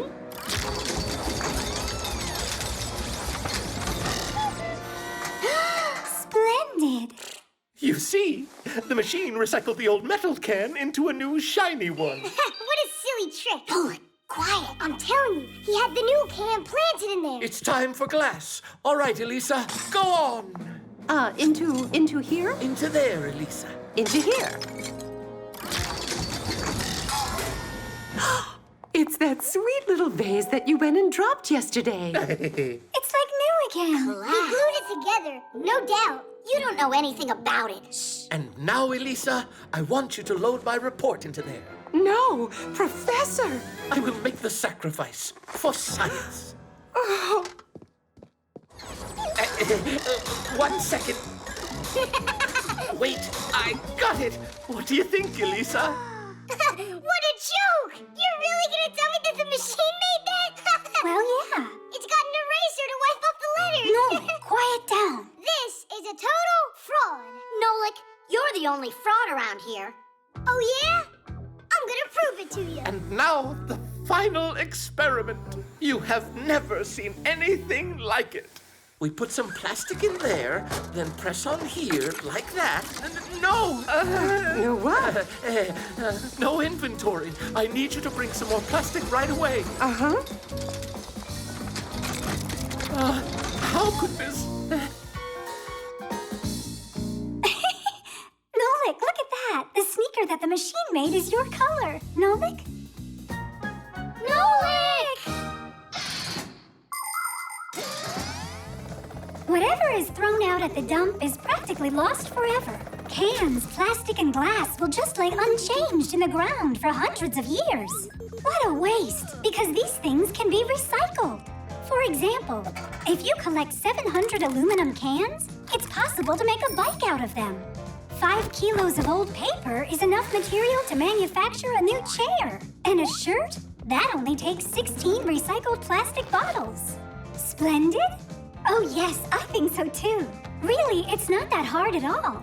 You just need to learn how to sort your trash. If you do, many old and unwanted things will escape being thrown out at the dump and go to a special recycling plant instead, where they will be given a second life. No, he couldn't have flown in. I saw him, I'm sure. Nolik, please come out. I promise I'm never gonna call you a fraud ever again. Nolik! I'm here, don't worry. Oh, Nolik, you're okay. Nolik! Ooh. Oh, Nolik, you really scared us. You're alive. I couldn't find anything at all in there. No cans, no vases. There wasn't even any toilet paper. And you didn't believe it. Professor, how do you do it? You know, I With his mind power! How did you know that? 1, 2, Virtual reality. 4, 5. Ready or not, here we come. You find Tom Thomas, I'll find Katya. Boo! I never found anyone before that quickly. It's just because I'm bigger than you, that's all. It's not a problem for Katya. Now, where could she be? You're so small. That hiding's easier, everything's easier. Not a care in the world. You sure about that? I'd love if I could become a Fixie, but it's just not possible. It's possible. How? If you put on a pair of virtual reality glasses. Oh, yeah! Katya's got a pair of them here.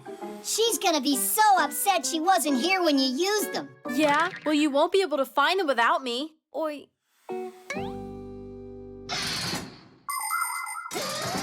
Virtual reality glasses have a pair of lenses inside of them that are each projecting a different image. The left image is very close to the one on the right, but it's shot from a slightly different angle, making the brain believe it's looking at one 3D scene. No matter how far you turn your head, the view doesn't end. By the way, special sensors can track your movements, which means you can use these glasses to play games, take rides, or even exercise.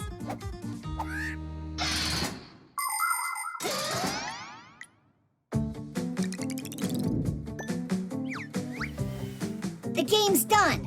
What we made for you is so cool. You'll love it. Now we'll see what kind of Fixie you'd be. You need to get to the kitchen on your own and then fix the toaster. You get 5 minutes total. I'll need only 3. Turn on the game. Ah, whoa! Everything's so huge.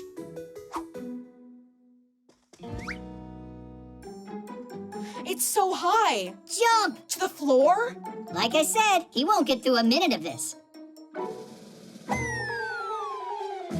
Tadish! That wasn't too hard. Now try getting to the stairs. It's only 3 steps to get there.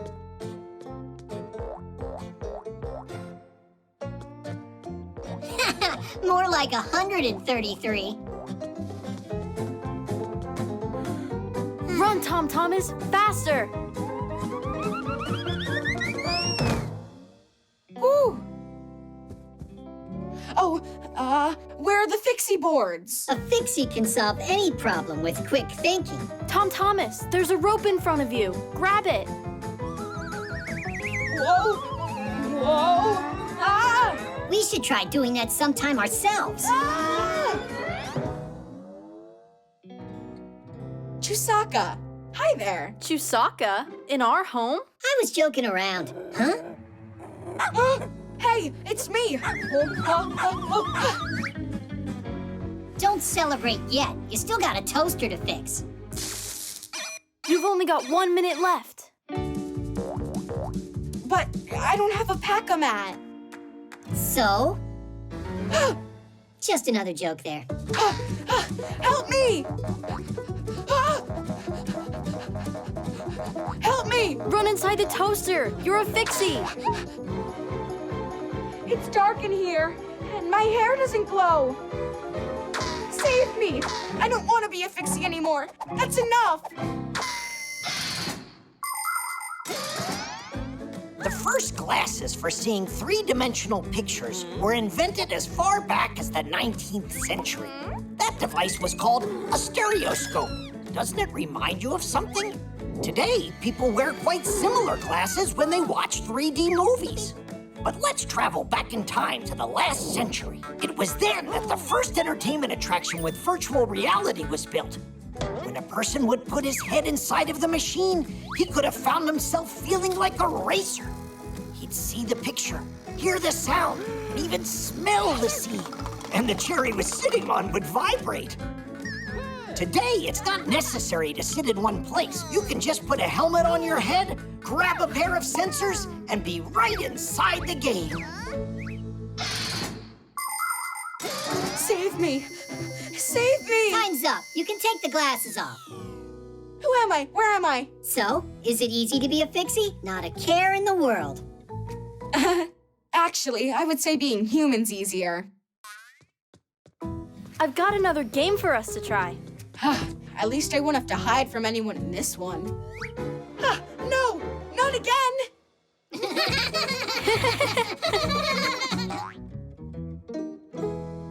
Energy.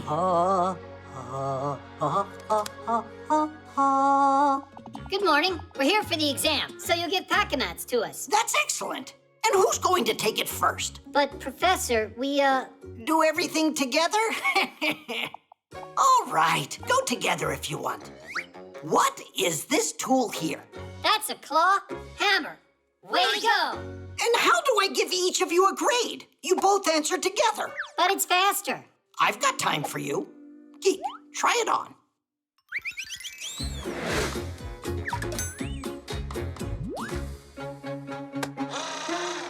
It's a screwdriver. Again? Well, maybe one pack-a-mat for the two of you is enough. You know what? Each one of you is going to get his very own exercise. I present you a model of a real power plant. It's gigantic. But it's not finished yet. Exactly. That's going to be your job. An electro-power plant is a factory that produces energy. In order to keep running, they need some kind of fuel, like, for instance, gas. Burning the gas causes the turbine blades to spin, setting the generator into motion so it can produce electricity. The leftover heat doesn't go to waste. It's sent to a boiler. Inside the boiler, it's used to boil water. The steam from the boiling water powers up another turbine and generator, so even more electricity can be produced. Your job is to finish building the model. Not yet. Geek will put together the turbine and tweak the generator. Who's ever first to finish that is gonna get this pack-a-mat. That was a rhyme. Are you ready?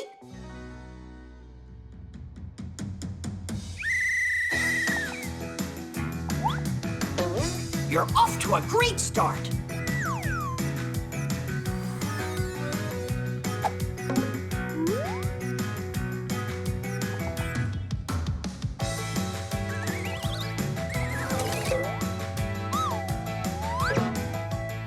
Now you need to add the fasteners. A critical moment.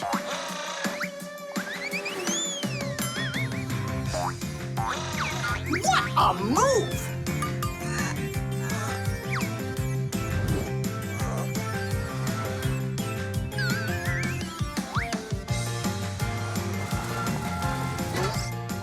What an intense game! I mean, exam. These two are going neck and neck.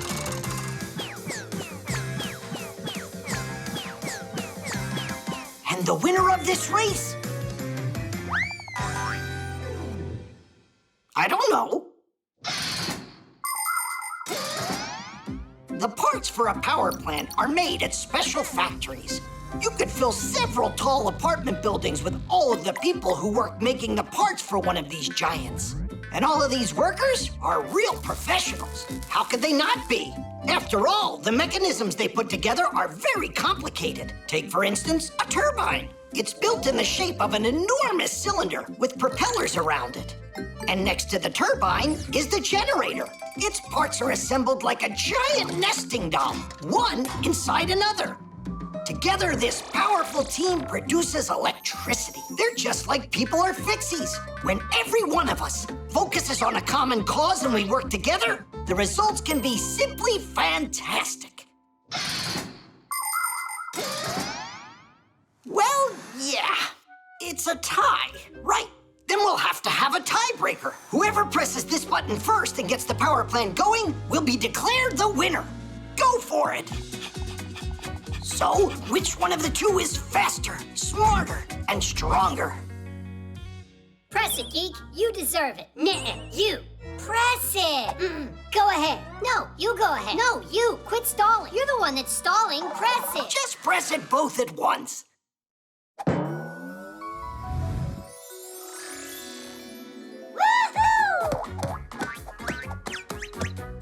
That was an excellent job you did.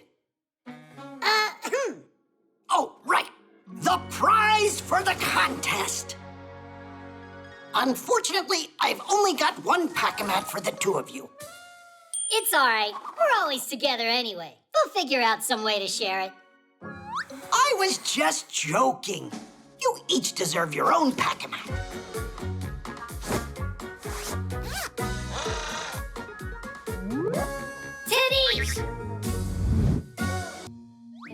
memory.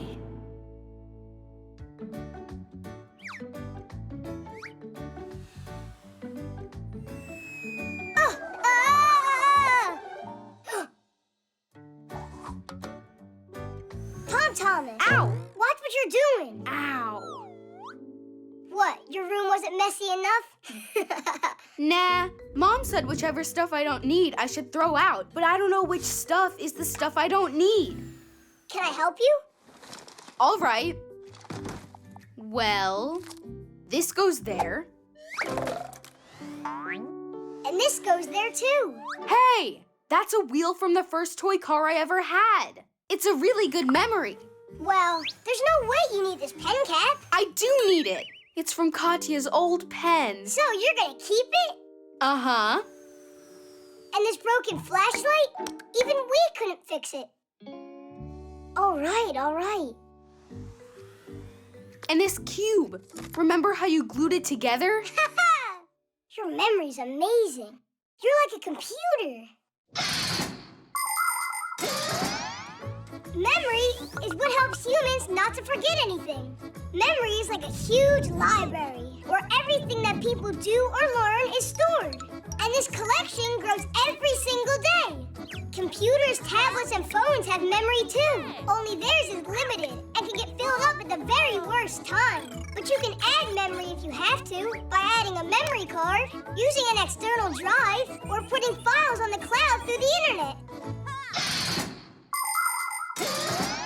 Cool, we did it. The memories are stored away. One last thing.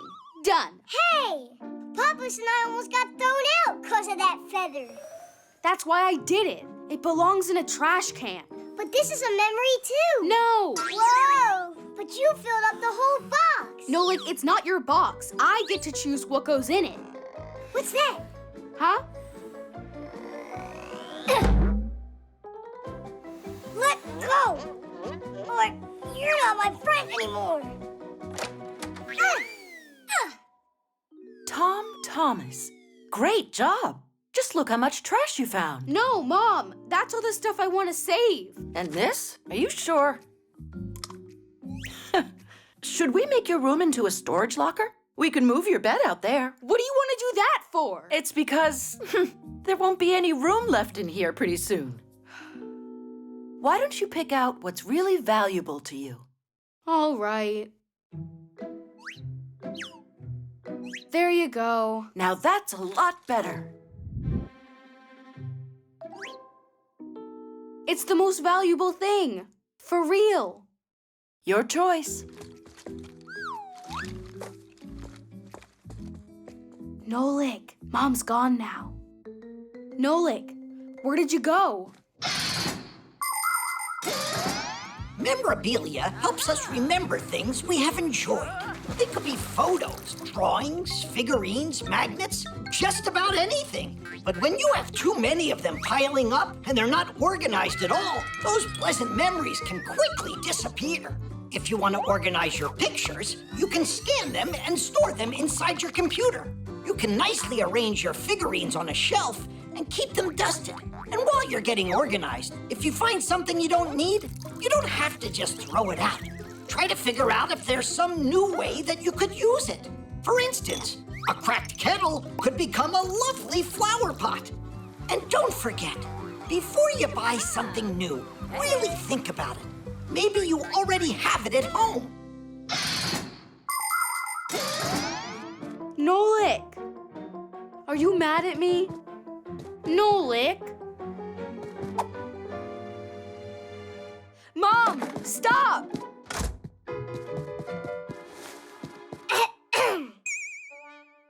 Nolik, you're not hurt. Oh, you scared me to death. That's the second time I was almost thrown out.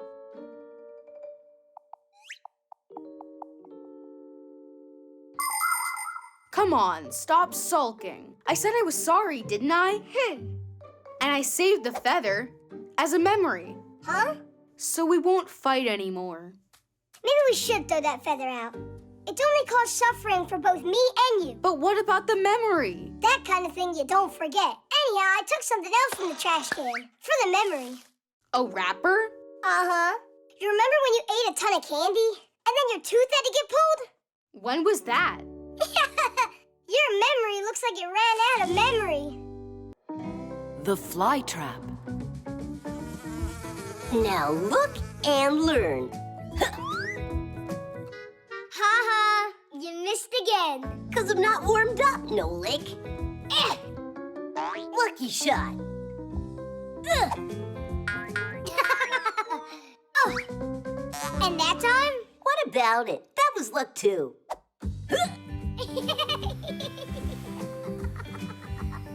Hey, why are you mistreating that lovely plant, huh? Are you talking about that monstrosity? That's no monstrosity. It's just a beautiful Venus flytrap. Only it's not Venus's, it's Alysa's, right? How do we collect your trash now? We use our hands. Are you joking? A Venus flytrap is a predator. Not only animals can be predators, but plants can be too. For instance, a Venus flytrap eats insects and spiders. On the leaves of the flytrap are super thin hairs growing, and as soon as a fly touches them, bang, the leaves clamp shut like a trap. Thank goodness it doesn't need food like this very often. Just like other plants, it takes most of what it needs to eat from the ground. And also, the flytrap uses sunlight to make food for itself. Tula, next you're gonna tell us it's a fire-breathing dragon. Save me! Help me, please! I've been eaten by a horrible monster! Get out of there quickly! Nobody's going to eat me. Ah! Nolik! Come on, open! Nolik, push! Don't stand there, help! You're gonna hurt the poor plant doing that. Your little poor plant ate Nolik just now. Well, the flytrap must have thought he was a fly. You gotta get me out! Now there's this sticky stuff in here! Poor Nolik. Not a crowbar, stop! Maybe use a hook? Nolik, grab it!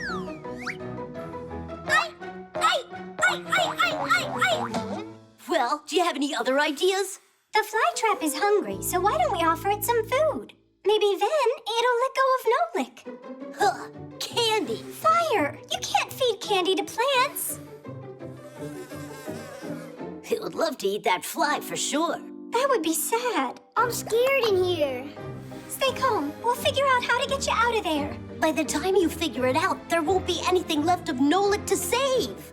Oh, you dear flytrap, be nice. How about you go and let out our Nolik? Ah! It's closing its mouth even tighter! Not for long. Fire, stop!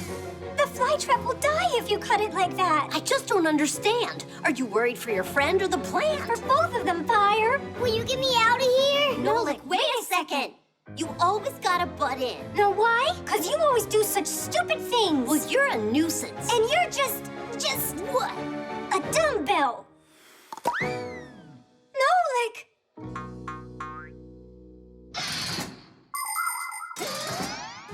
Growing a plant is a long process. The first thing you'll need is to get yourself a pot. At the bottom, you can add small rocks to help the water drain better, so the roots of the future plant won't rot. Next, pour soil over the rocks, place a seed in a small pit, cover it, and then water it. And continue to water it whenever the soil dries up. But it's important not to overwater. To make the plant grow faster, put the pot in a warm and sunny place. In the winter and fall, when there are less sunny days, you can put your plant under a special grow light. Just remember not to rush. Try to be patient, and then one day your sprout will break through the dirt and then grow into a healthy plant, if you take care of it. Nolik, wake up! Nolik? Nolik. Oh, he's all right. I didn't get eaten? No, you didn't. You figured a great way to get out of there. You turned into a screw, and the plant spit you out. Tadoosh. Don't ever try that again, predator. Who are you calling a predator? You're right, Tula. Forgive me. And Flytrap, I'm sorry for what I did. Maybe we should feed her? After what you did to her, let her rest. Although, I know how you could be nice to that plant.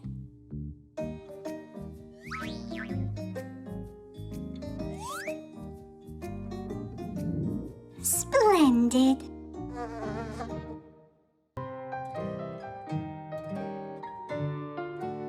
Comics.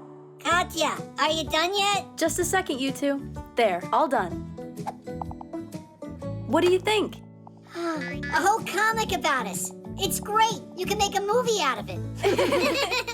Look at that mug. Check out how good I look. And I look like Superman. Well, I look superer. No need to argue. You're both heroes. Wait, if you put it on the internet, then we'll become famous. Is it a smart idea for Fixies to become famous? Ha! I say the more fame, the better. You do. Well, anyhow, see you later. Hey, that's not fair. I mean, we saved the planet, and no one's gonna find out.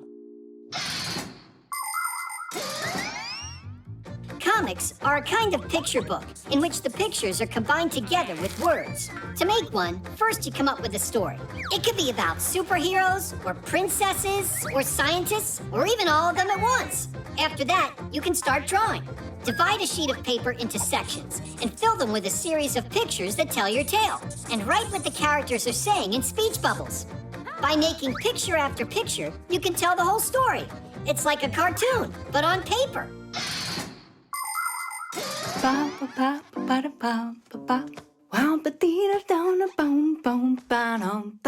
Wow! Oh, what is this? Did she really draw this all by herself? That Katya of mine is one talented kid. My subscribers are gonna love this. That talented kid keeps forgetting to charge her pad. This is gonna take forever. A good cleaning. That's what we should do to make it charge faster.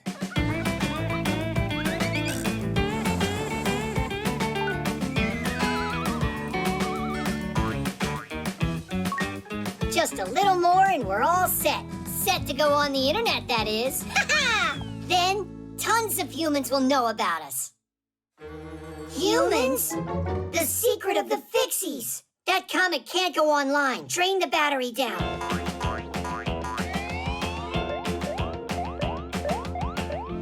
It's taking forever. Fixies feed off of the appliance's power. So, if we just pull the plug out, and then me and you charge ourselves inside, the pad will run out of energy. Only, first we're gonna have to drain ourselves dry. Drain away.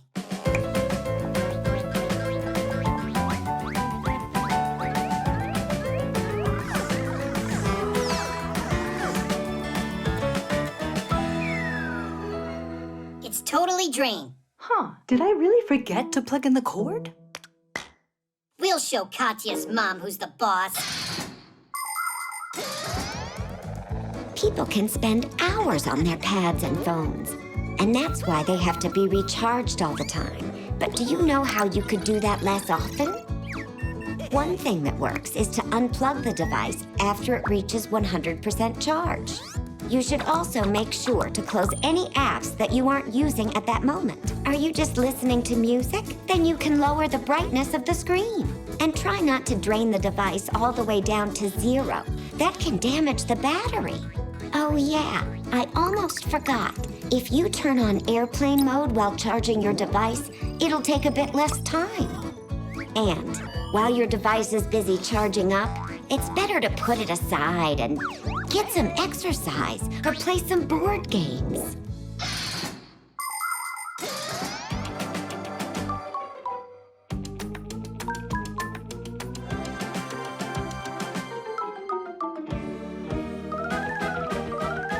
I'm worried I'm gonna explode. Hang in there, Geek. Hang in there. We can't take it much longer. Mom, what are you doing? Wow, Katya, this comic that you made's just fantastic. I want to brag to my subscribers. I'd rather you didn't. But I'm proud of my daughter. You draw like a true artist. I want to draw a new one. This one's not great. The characters aren't right. Oh? Then go ahead and draw. We'll post it later. My live stream's about to start. Oh, the stars of the comic are here. That's not funny at all. It's really good that you didn't upload that comic. No way. I would never let out your secret. You're the ones who are ready to give it up. Why are you twitching? It's just because we're overcharged. The tower. Grandpa's, why do we keep on studying after school's done? Studying? That's what you call this? Just a little test, and I'll let you go. Hey there. Are you still studying? We just came to say bye before we head on our way. We're about to head out on a journey. Cool. Alone? Of course not. Basia's taking us. So, Simka, you gonna miss us a lot? Not at all. Will you be away for a long time? Might be forever. Forever? Oh, it's not right. You can't just get up and go like that. It's not us. It's Basia's idea. There's a tower she really wants to see. We could build towers right here. Plenty of them. For what? They're excellent study aids. It's very important for students to study about great architectural structures. By the way, what tower were you going to see? We forgot which one.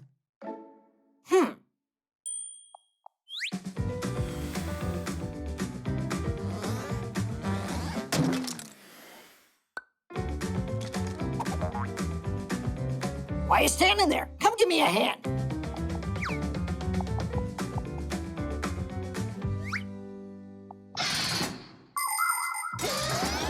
Knocking down a block tower is easy, but a real one can stand for centuries. Before building it, the engineers look for a place where the ground is sure not to sink. The architects make a 3D model of the future tower. Then builders pour a concrete foundation and build upon it, floor after floor. If the crane is no longer tall enough, extra sections can be added to it. And if the tower is going to be very tall, then parts can even be delivered by helicopter. So, was Basia talking to you about this tower? All right, then we'll build something new. Maybe we should just look at photos. If you would rather not build the tower, you can go take the test. What was I thinking? I know what to do. Exactly what we need.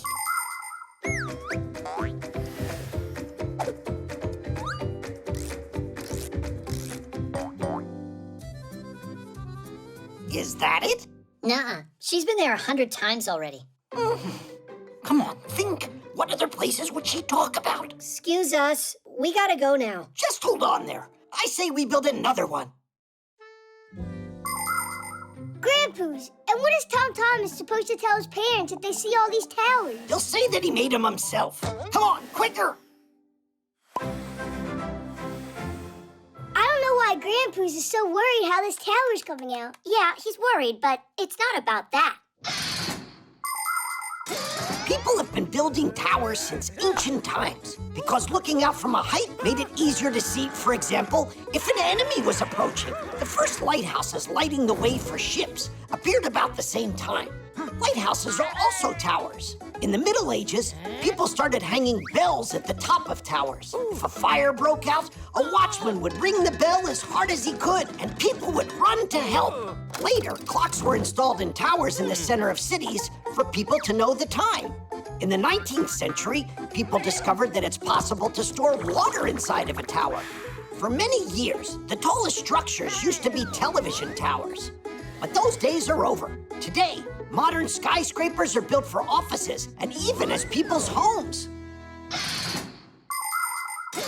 It's not this one either? Are you even sure that a tower is where Basia is taking you? What can I do to make her stay? To make who stay? The Tower of Pisa, that's who.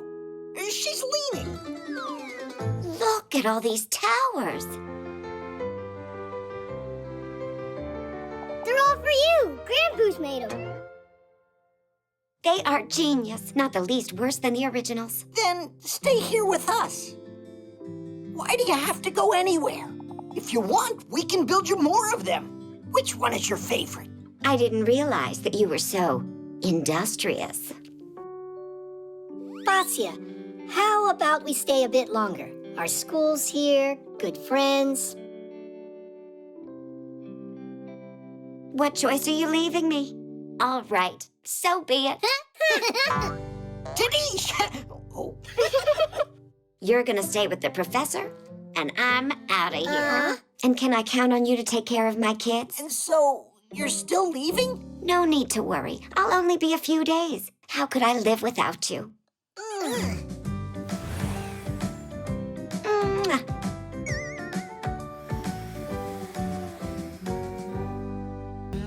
The X-ray.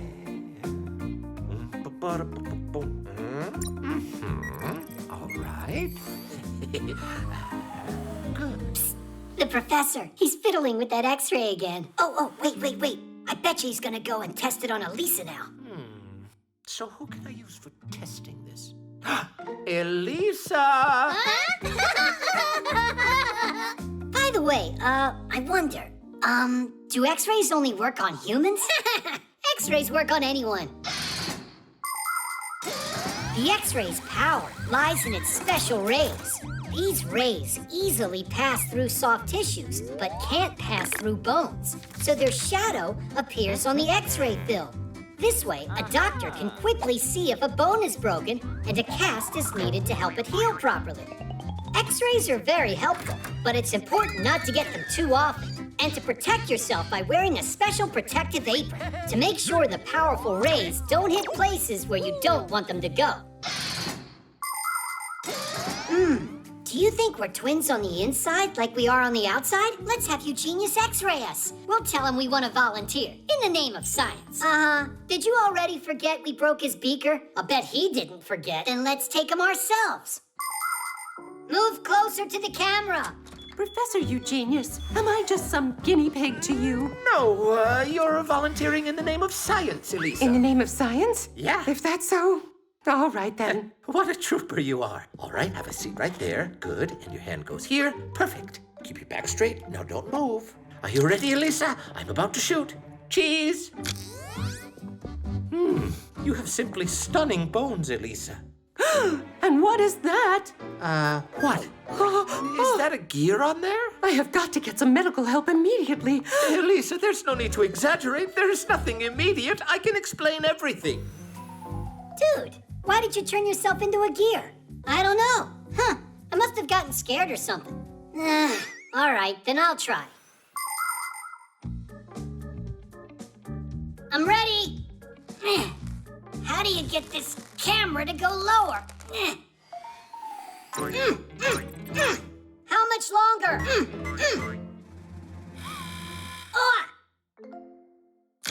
Got it. Or maybe not.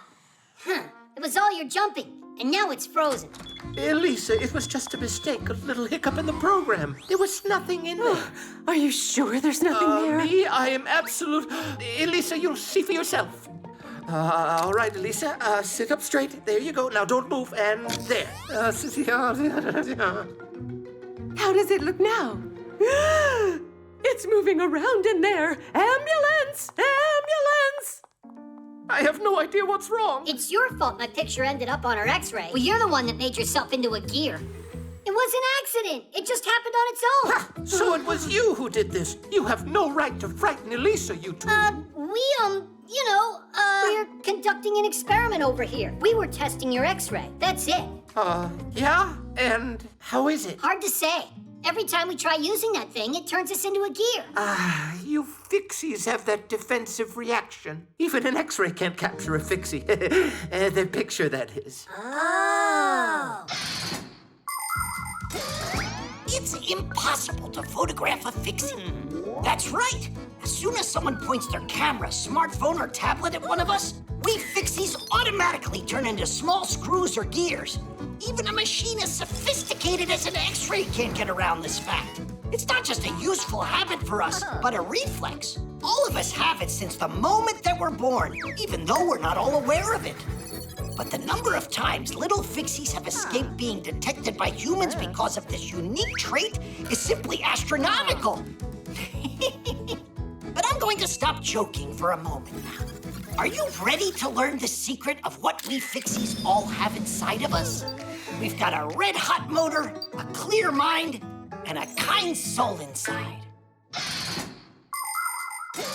All right. Take it easy, take it easy. Here we go with nothing extra this time. Yup. When we're in our gear form, we're also identical. You again. I'm gonna get you. Stop! Come back here. Oh, now they're reproducing. Alysa, there's no need to worry. Look, Alysa, here are my gears. I left them inside the X-ray. You mean there's nothing wrong inside of my hand? No, you're fine, Alysa. How about we take just one last X-ray in the name of science? Oh. The hoverboard. Watch this. Woo-hoo-hoo! Bet you can't do that. You don't even have a Fixie board. And who cares? My parents got me something really cool. A hoverboard. Look. You mean now people can have Fixie boards? So cool. Can you do tricks on that thing? Heh, I sure can. I'd show you right now. But it's raining. And so what? Are you kidding? Hoverboards run on electricity. A hoverboard looks like a skateboard, but with bigger wheels that have electric motors inside. When someone stands on the board and leans forward, controllers send a signal to the motor. You can start going. It can not only roll forward, but backwards too, and even spin until the battery runs out of power. But you can always recharge it. And remember not to ride through puddles or mounds of snow. If water gets inside, your hoverboard can easily break. Then just ride your hoverboard in here. I can't because it's an uneven floor. Or could it be that you don't know how to ride it? Hup! Ta-da! Good, now start riding. It won't go. Ah, you forgot to turn it on, that's it.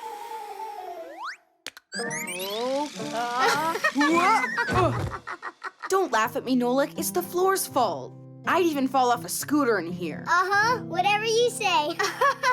If you think you're such a pro, then why don't you help me out here? Yeah, sure. Instructor Nolik will teach you everything you need. Just do what I do. But first put a helmet on your head. Go like this. How about you jump on it with both of your feet at once?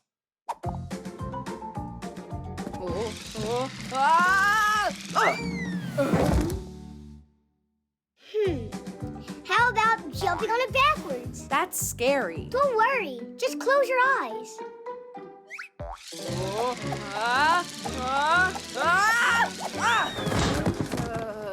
Hey, I was joking. Well, at least the helmet looks good on you. What good's this helmet with a trainer who's no help at all? Really? There's no trainer who can help such a lousy student. I can learn without you. Fine, go ahead. What are you two arguing about? He told me that he knows how to ride his new hoverboard really well, but the only thing he knows how to do is fall down. In the first place, you should never be riding that thing inside. Everybody knows that, except you. But while you're at home, you can learn how to get your balance. I can show you how. Only first, put on your pads.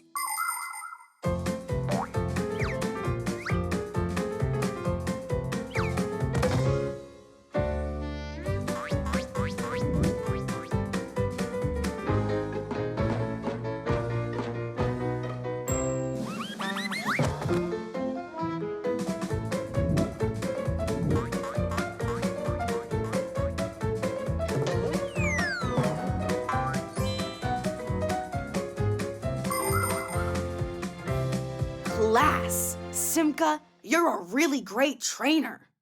Now I can finally start riding. Huh. Simka! I can't stop! Wait, where are you going?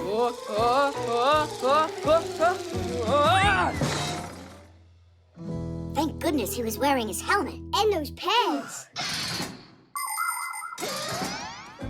On segways, hoverboards, and electric scooters, it's easy to pick up speed and fly like the wind. That's why when you ride any of these vehicles, please do it with care. Always wear protective pads and a helmet. While you're riding, it's important to pay attention to what's in front of you and to your sides. Someone could suddenly appear from around the corner. If you get to a road that you need to cross, you have to get off of your vehicle and walk it. Remember, you're not the only one out there, and you have to share the road with others. Everyone should feel safe. Pedestrians walk along their paths. You ride to their side, and cars are driving on the roads. It's really nice when everybody respects each other. Ouch, that hurts. Tom Thomas, are you all right? Didn't we agree we'd go outside after the rain's over? What? Couldn't wait to give it a ride? I hear ya. I want to give it a little ride, too. Now just sit back and watch your dad show you how it's done. Yep. As the saying goes, like father, like son. The hiccups. I'm gonna tell you for the last time, this is a bad idea. It's just a joke, all right? Yeah, but it's not funny. Simka, you're boring. It's April Fool's Day. Did you forget? Quit worrying. It'll be funny. Katya, I got you a present. You really think I don't remember it's April 1st? And what, is that some holiday? You're such a sneak. So, what's in there? A cockroach, right? Or a frog? You're not gonna scare me with that.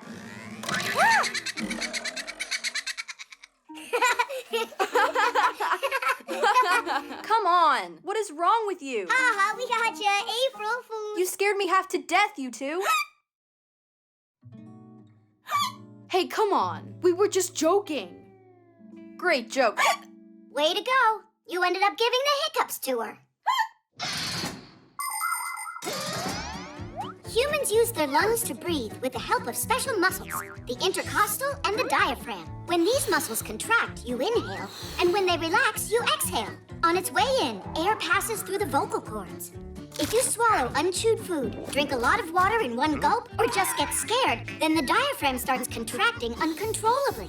These contractions make the vocal cords close very, very quickly, which produces a sharp sound that is called a hiccup.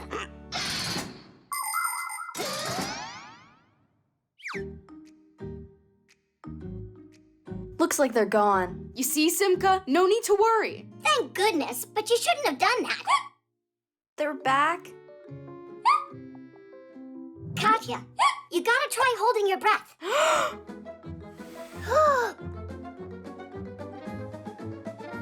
Hold it, hold it.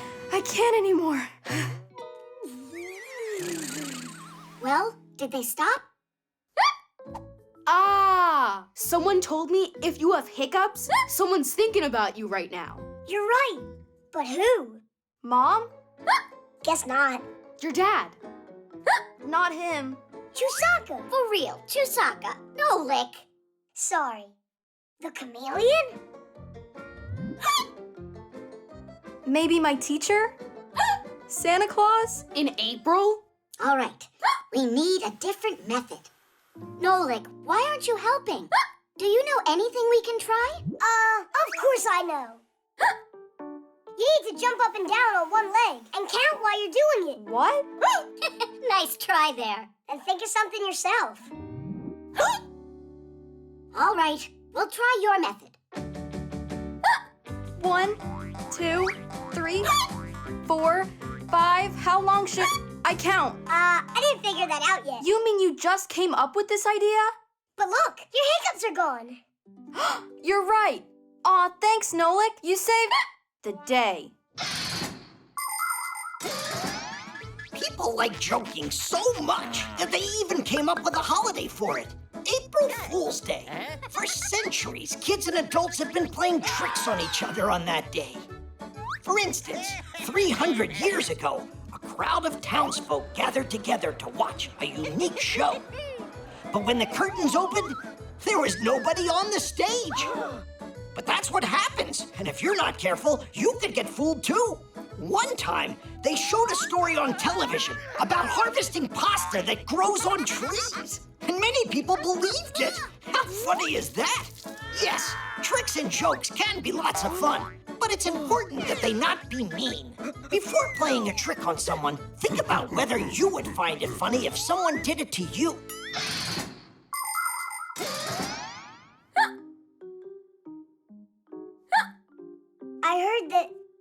was this guy?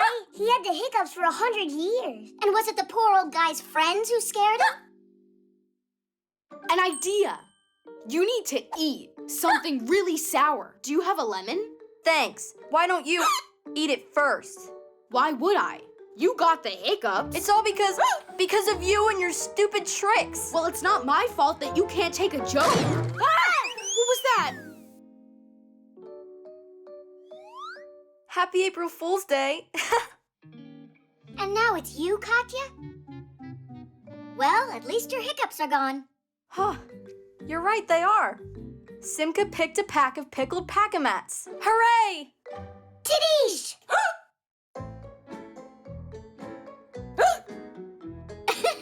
I guess the hiccups are contagious. Just don't worry. I have a surefire way to get rid of them. Perpetual motion. We're the first ones here. Nobody's too excited about learning today. Hi there, Tweak. Hi there, Geek. Bye, Tweak. Bye, Geek. We got school now. Where are you going? Digit is taking a well-deserved day off. Huh? Take a look at what he made. Wipers to clean glasses off? That's what he thought of? If you just make a thing like that, you can get off of school for a whole day? Let me see you come up with something yourself. Actually, we've been working on something already. Whoa! You two were making your own invention? Yeah, only it's cooler than your wipers. How interesting. Can you bring it into class? Yeah, tomorrow. No problem. That'd be great. But for now, you've got a lesson.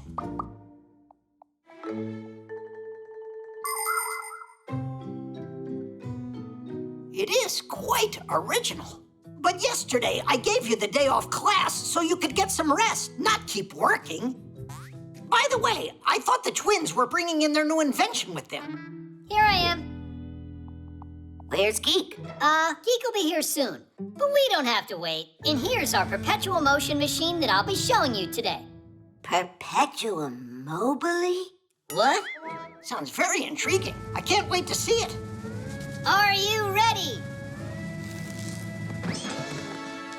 Ta-da! Now we can go home, right? No one ever invented a machine with perpetual motion.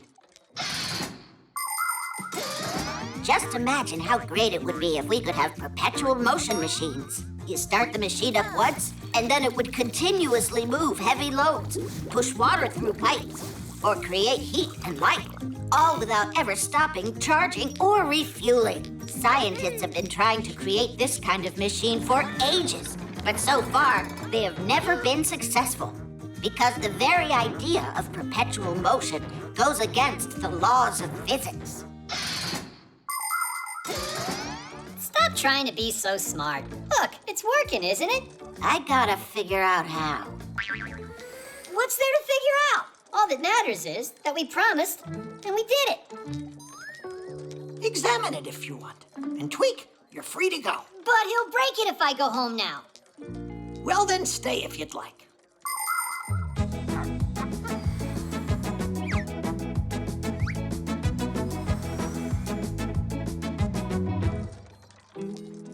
I still don't get how they made this work.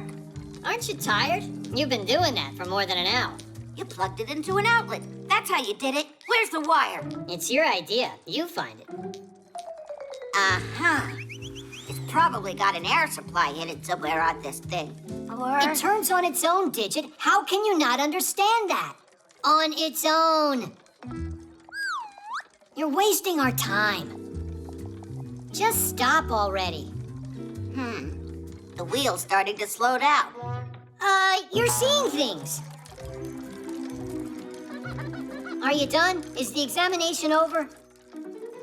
It's hard to believe, but it looks like you really invented a perpetual motion machine. It finally sunk in. Why don't you go tell the professor? And I am going home. What took so long? I really thought I would die. Next time you pedal. Relax, brother. We got out of class. Geek, you kept going for a while in there. Inventors through the ages have aspired to create something brilliant that would bring them eternal fame, but it rarely happens. Since long ago, there's been the dream of inventing the Philosopher's Stone, a substance that could turn any metal into gold. Alchemists used to mix all sorts of things together in their attempts to create it. In ancient China, emperors desired an elixir of immortality that would let anyone who took a drink of it live forever. There were a lot of pretenders who would come to the emperor saying, "I have found the recipe for eternal life." But you and I know that this was just a lie, because that potion can't possibly exist in our world. A true scientist doesn't betray science just to become famous. So that's how you got it working. Good hoax. And for your effort, you two can still take the day off. Right now, a couple of sick days is what I need. Oh. And for your next project, how about making that potion for eternal life? Give us 2 free days, and you can consider it done. Huh? The online store.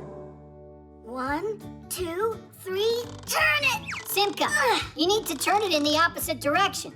No, it's righty-tighty, lefty-loosey. Why don't you come down here and do it, and I'll sit back and watch you? My dissertation? It went great. I successfully defended it. Professor Eugenius? No, he didn't congratulate me. I told the professor over and over not to forget about that. He wouldn't be our Eugenius if he wasn't forgetful. You should stop your joking and go and tell the professor about Alysa. 5, 6, 7, 8, 9, 10. We will fix it once again. Hey! Whoa. Guess we shouldn't bother him. Then what do we do now? Look at that, Tweak. What is it? A store on the internet? Uh-huh. The professor probably wanted to buy flowers, but got distracted. I think we should finish ordering them for him. There are so many bouquets to choose from. I'm sure he'd want the biggest one. What do you think these numbers mean? The number of flowers that are in it. Oh, everything's already filled in. The name, address, and a number for some kind of card. There, done. Tadeish! They'll get here in an hour. If there's something you want to buy, you don't have to go out to a store anymore to get it. Clothing, fresh food, electronics, supplies for your pet, or a toy you might like. You can order almost anything you want from an online store without leaving home. It's simple. You pick out what you want, put it in a shopping cart, and pay for it. But kids should only shop online with the help of an adult. Before you know it, your order will be delivered straight to your house. Just as long as you gave them the right address, that is. Ah, what a lovely smell. Oh, there's a note in here. To Professor Eugenius, thanks a lot. I was certain they were from me. Hey, you got it all wrong. They're from him. They're for you. We can fix this, no problem. To Alysa. Done. Another bouquet? These kind of flowers always set off my allergies. Professor Eugenius is so absent-minded. First they get sent to the wrong person, then he sends the wrong kind. We can fix it, no problem. Name, address, done. Why does my phone keep making all these funny sounds today? Don't worry, this time we know that we got everything right. Good job, guys. What is this? How? What happened? Someone used my card and ordered a ton of flowers without me knowing. No, not a ton, just 3. Bouquets, that is. What? You mean you guys never told the professor? Never told me about what? Well, Alysa, she was crying, and you were busy working. We decided to help you out. You decided to help me out by spending a lot of my money? Money? What do you mean, money? You think you can get flowers on the internet without having to pay? That's what those numbers must have been about. But you wanted to order flowers anyway, didn't you? Yes, I did. And look, I've already done it. And then you... Professor Eugenius, you remembered! When you're playing a game with play money, you can spend as much as you want. But when you're playing a game on the internet, you have to be careful. Many of the websites out there that offer games and cartoons charge real money that is collected using credit or debit cards. Adults get these cards from their banks or through work. They're convenient for paying at places like restaurants, theaters, or stores. Salesmen put the card in a reader to take money from the buyer's bank account, and the buyer gets a message saying how much money he has left. Now people can pay for things directly from their phones. Only kids, you have to remember this simple rule. Don't buy anything through the internet without the help of an adult, because with just one click, money can be gone for good. Congratulations on defending your dissertation. You did so well. Thanks so much. But you spent much too much money, dear Professor. Oh, nothing is too much for you, Alysa. Yes, and I'll make sure that the plant is taken care of properly. It will get watered and fed every single day. And I'll watch you, so I can tell you how you're supposed to be watering them. The tooth. Oh, what's that? It's new. Hi, everybody. Today, I've got an exciting test. I'm going to brush my teeth with this, the latest in electric toothbrushes. Oh, now that's speed. That's interesting. That's a seriously powerful motor. Yeah, works great. It really does make quite a buzz, but nothing to be afraid of. Mom! Oh, Katya, I've got something to show you. Well, I'm going first. I lost one of my teeth. See? All right, my friends, see you later. The teeth look great. And I'm sure I'm gonna finally meet that tooth fairy tonight. But she comes real late when everyone's sleeping. Well, I'm not gonna fall asleep tonight. Excellent plan. I wonder what presents she'll bring me. Oh, glad I got this kid's brush, too. An adult human mouth has 32 teeth inside of it. They don't all appear at the same time, but one after another. When children are still too young to walk and talk, their baby teeth come in. And right about school age, kids' baby teeth start falling out and permanent adult teeth take their place. It's not good to lose a permanent tooth because there aren't any more teeth inside to replace it. But whether you have baby or adult teeth, you should take good care of them by brushing and eating less sweets.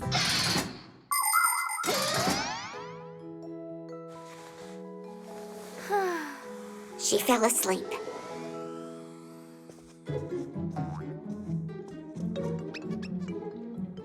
Huh, Mom? Huh? I wanted to read one of your books. And why aren't you sleeping? The fairy will be here soon. Oh, right. Whew. I almost got caught there.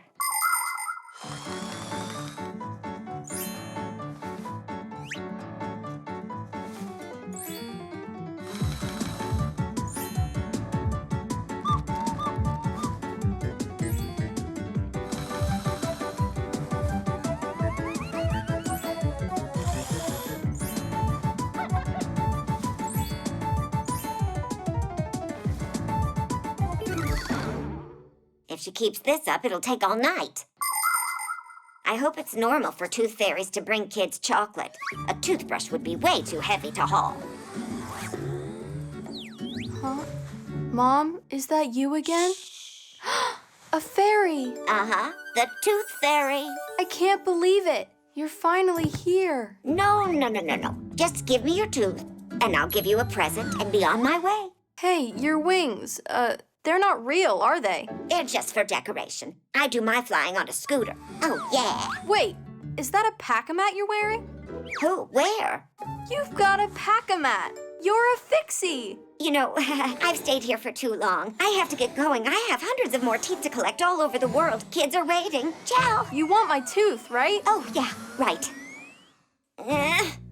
And please say hi to both Geek and Tweak. Uh-huh, I'll tell them. Oh. I see. You're the boy's granny. Oh, that's great. Shh. Do you know how to keep a big secret? Uh-huh. Yeah. I'm their boss, yeah. Well, I gotta go. Tadish.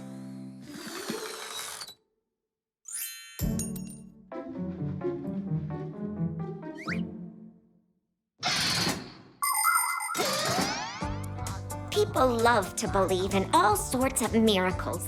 As soon as a child loses a tooth, it has to be put under the pillow, so a fairy or a mouse will exchange it for a present or a new tooth. Other young dreamers believe that their baby teeth are taken away by trolls or elves while they're sleeping. Some toss their teeth up in the air or bury them into the ground or throw them up onto a roof. Can you believe that? And some believe a lost tooth can help them achieve their dreams. That's why aspiring soccer players bury their teeth at the stadium and doctors near hospitals. Although, in my opinion, the only way to become a true professional is to study hard and practice, practice, practice. That's how. I am ready for my massage. Mom, take a look at what I got from the fairy last night. Are kids supposed to use these? Should kids use them more than anybody? Don't you watch my videos? Yeah, like every day. Feels funny. Your tooth fairy got a great gift for you. Uh-huh, and the chocolate was delicious. What chocolate was delicious? This toothbrush is just class. It brushes by itself. I wish it would do my homework for me. And what was all that about the chocolate?